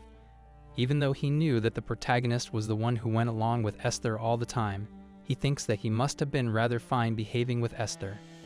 While he is in his thoughts, one of the guys in the Nozzle army comes in banging through their whole military formation as if he is a machine or something. No matter how many times they keep on trying to go against the man, the soldiers continue to fall down on the ground as if they are nothing but flies. Knowing that Gordon is cool with a spear, the commander asks him to go against the insane tanker, and Gordon keeps on remembering all of the sins committed by him in his whole life as he assumes that his son is never about to forgive him his whole life. While he is busy thinking about meeting him on the other side, Gordon gets slashed down on the ground as the Nozzle soldier keeps on mowing them down one by one. Now in the present time, while Esther is taking down soldiers on the front line, Dan keeps on becoming an air shield for him, adding that he will be taking care of his back while he keeps focusing in front of him. While the soldiers with him keep on using their magic spell and the log against the huge door of the fortress, Esther comes up on the roof with his air spells and starts slicing them all at once while Dan keeps on cheering him up from the sidelines. Dan keeps on charging against the enemies as well, saying that he would never lead the bastards for what they have been doing to them. While Dan and Esther clean the whole roof, the door of the fortress gets broken apart by the soldiers, and Esther claims that he is not permanently injured because of the healing magic which keeps on letting him spam. Then as soon as Dan notices that the men who mocked Esther are now standing in front of them, he calls them in to change their judgment about him. They soon start to regret talking about Esther, and they continued to create a bigger bloodbath in the Salil downtown. It seems that Esther ended up getting separated from Dan for a while. Soon enough, when he keeps on walking back into the town square, he feels like he is hearing a familiar voice in one of the corners of the city. And when he reaches that place, he notices that his father is fighting for his life as he is on the verge of his death.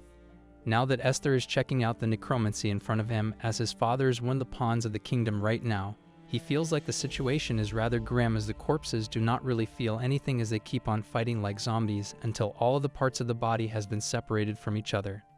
The whole thing feels like nothing but a nightmare to Esther, and when someone has to see his father walking as a necromancer, the situation only gets worse from there, and he feels like it is some kind of mockery for him, as this is no proper way to reunite with his father. But when Gordon's corpse begins to speak, he states that he has failed as a father, and he asks Esther to forgive him, making him realize that he is rather sentient for the time being. Then at the same time, his grandfather comes up with his skull in his grasp, claiming that Gordon will have to apologize to his son, and Gordon keeps on asking Esther if the protagonist is bullying him now.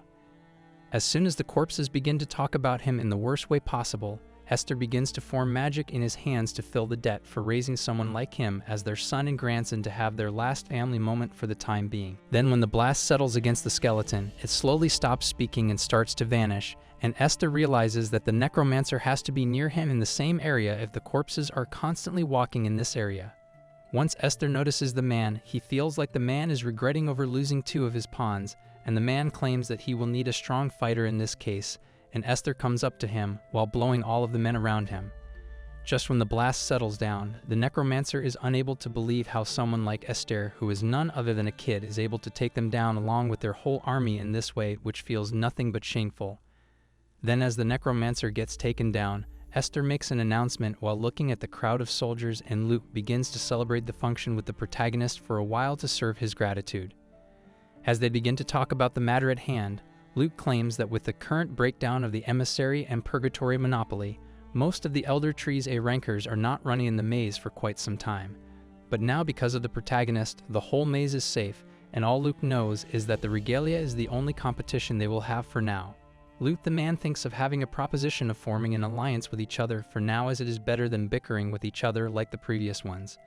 Then even the protagonist thinks that it will be better for them to have a healthy relationship instead of fighting against each other like the other 2 did, which only brought more problems than benefits in the first place. After the decision to alliance was taken, they successfully ended up seeing through the executions of the royalties of Rosada, and the protagonist feels like he is unable to feel anything for his own father, which feels rather pragmatic.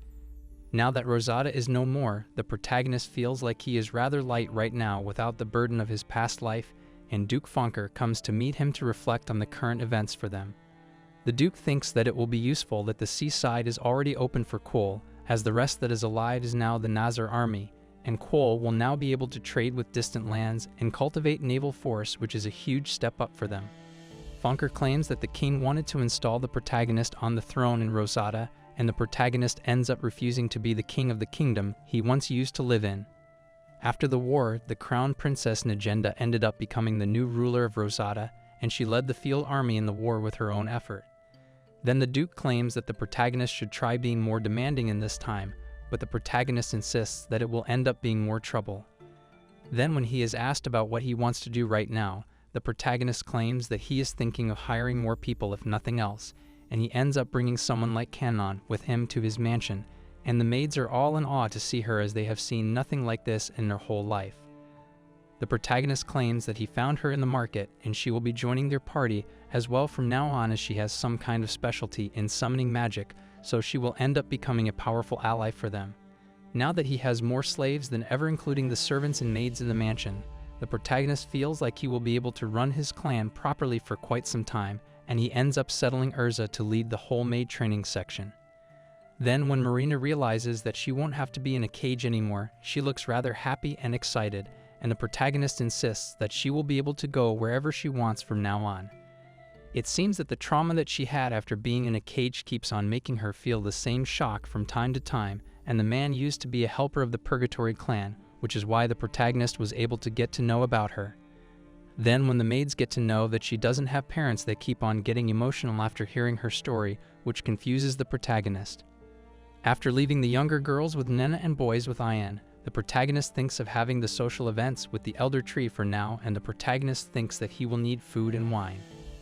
But the sudden weird feeling surrounding him like an aura keeps on getting him creeps, as if something bad is about to happen in his life right now. Then when Ian starts worrying about the protagonist, he claims that he doesn't have to worry about him, and the protagonist feels like his instinct is saying that something is about to happen to his life. Just like the moment that happened while he used to be a child in Rosada and before the Truth Serum event, the protagonist thinks of taking the situation rather carefully, as anything can happen to them at any moment, so there is no harm in being careful. The next day, Marina gets dressed up as the proper adorable fairy she is, and she seems to be enjoying her clothing as the maids are ecstatic as ever with her. Then when the dress-up session ends, the protagonist thinks of having the first lesson of her life, and he explains that he made an enchanted bangle for her, so as long as she will be wearing it, she will continue to cast magic however she wants to do so. Then while talking about a tutor, Kanon comes out of nowhere to greet them, and she thinks of getting along with Marina as they are the same kind. Then when asked about Herbert and all of the others who have been caught by them the last time, she claims that they must be living as slaves in the army if they are still alive, and Kanon thinks of pushing Marina to get her better with magic for quite some time. Soon enough the training begins, and Kanon feels like she will be doing great if she keeps on forcing herself to do better from time to time. Then as the slicing keeps on happening, the protagonist starts clapping from behind her to inspire her into doing better, and even Kanon is rather impressed with her skills at the same time. But after a while, Marina feels like she is getting tired, and the protagonist explains that she has used up all the mana, and he claims that if she keeps on doing this, she will end up enlarging her mana pool. As the training is done, Marina keeps on replenishing her energy and hunger, and Kanon feels like it is rather advantageous that they do not have to eat much like humans. As soon as the summoning magic lesson begins, Marina is excited to be able to summon a slime on her own, and she keeps on getting interested in the summoning magic, as she will be able to summon a lot of things in the future, including wyverns and acrocants as well. But even after trying a few times, she feels like she wouldn't be able to make it happen, and when she thinks of trying along with the protagonist, she ends up creating a small slime, which seems to be the biggest improvement in her skills for the first time of her life.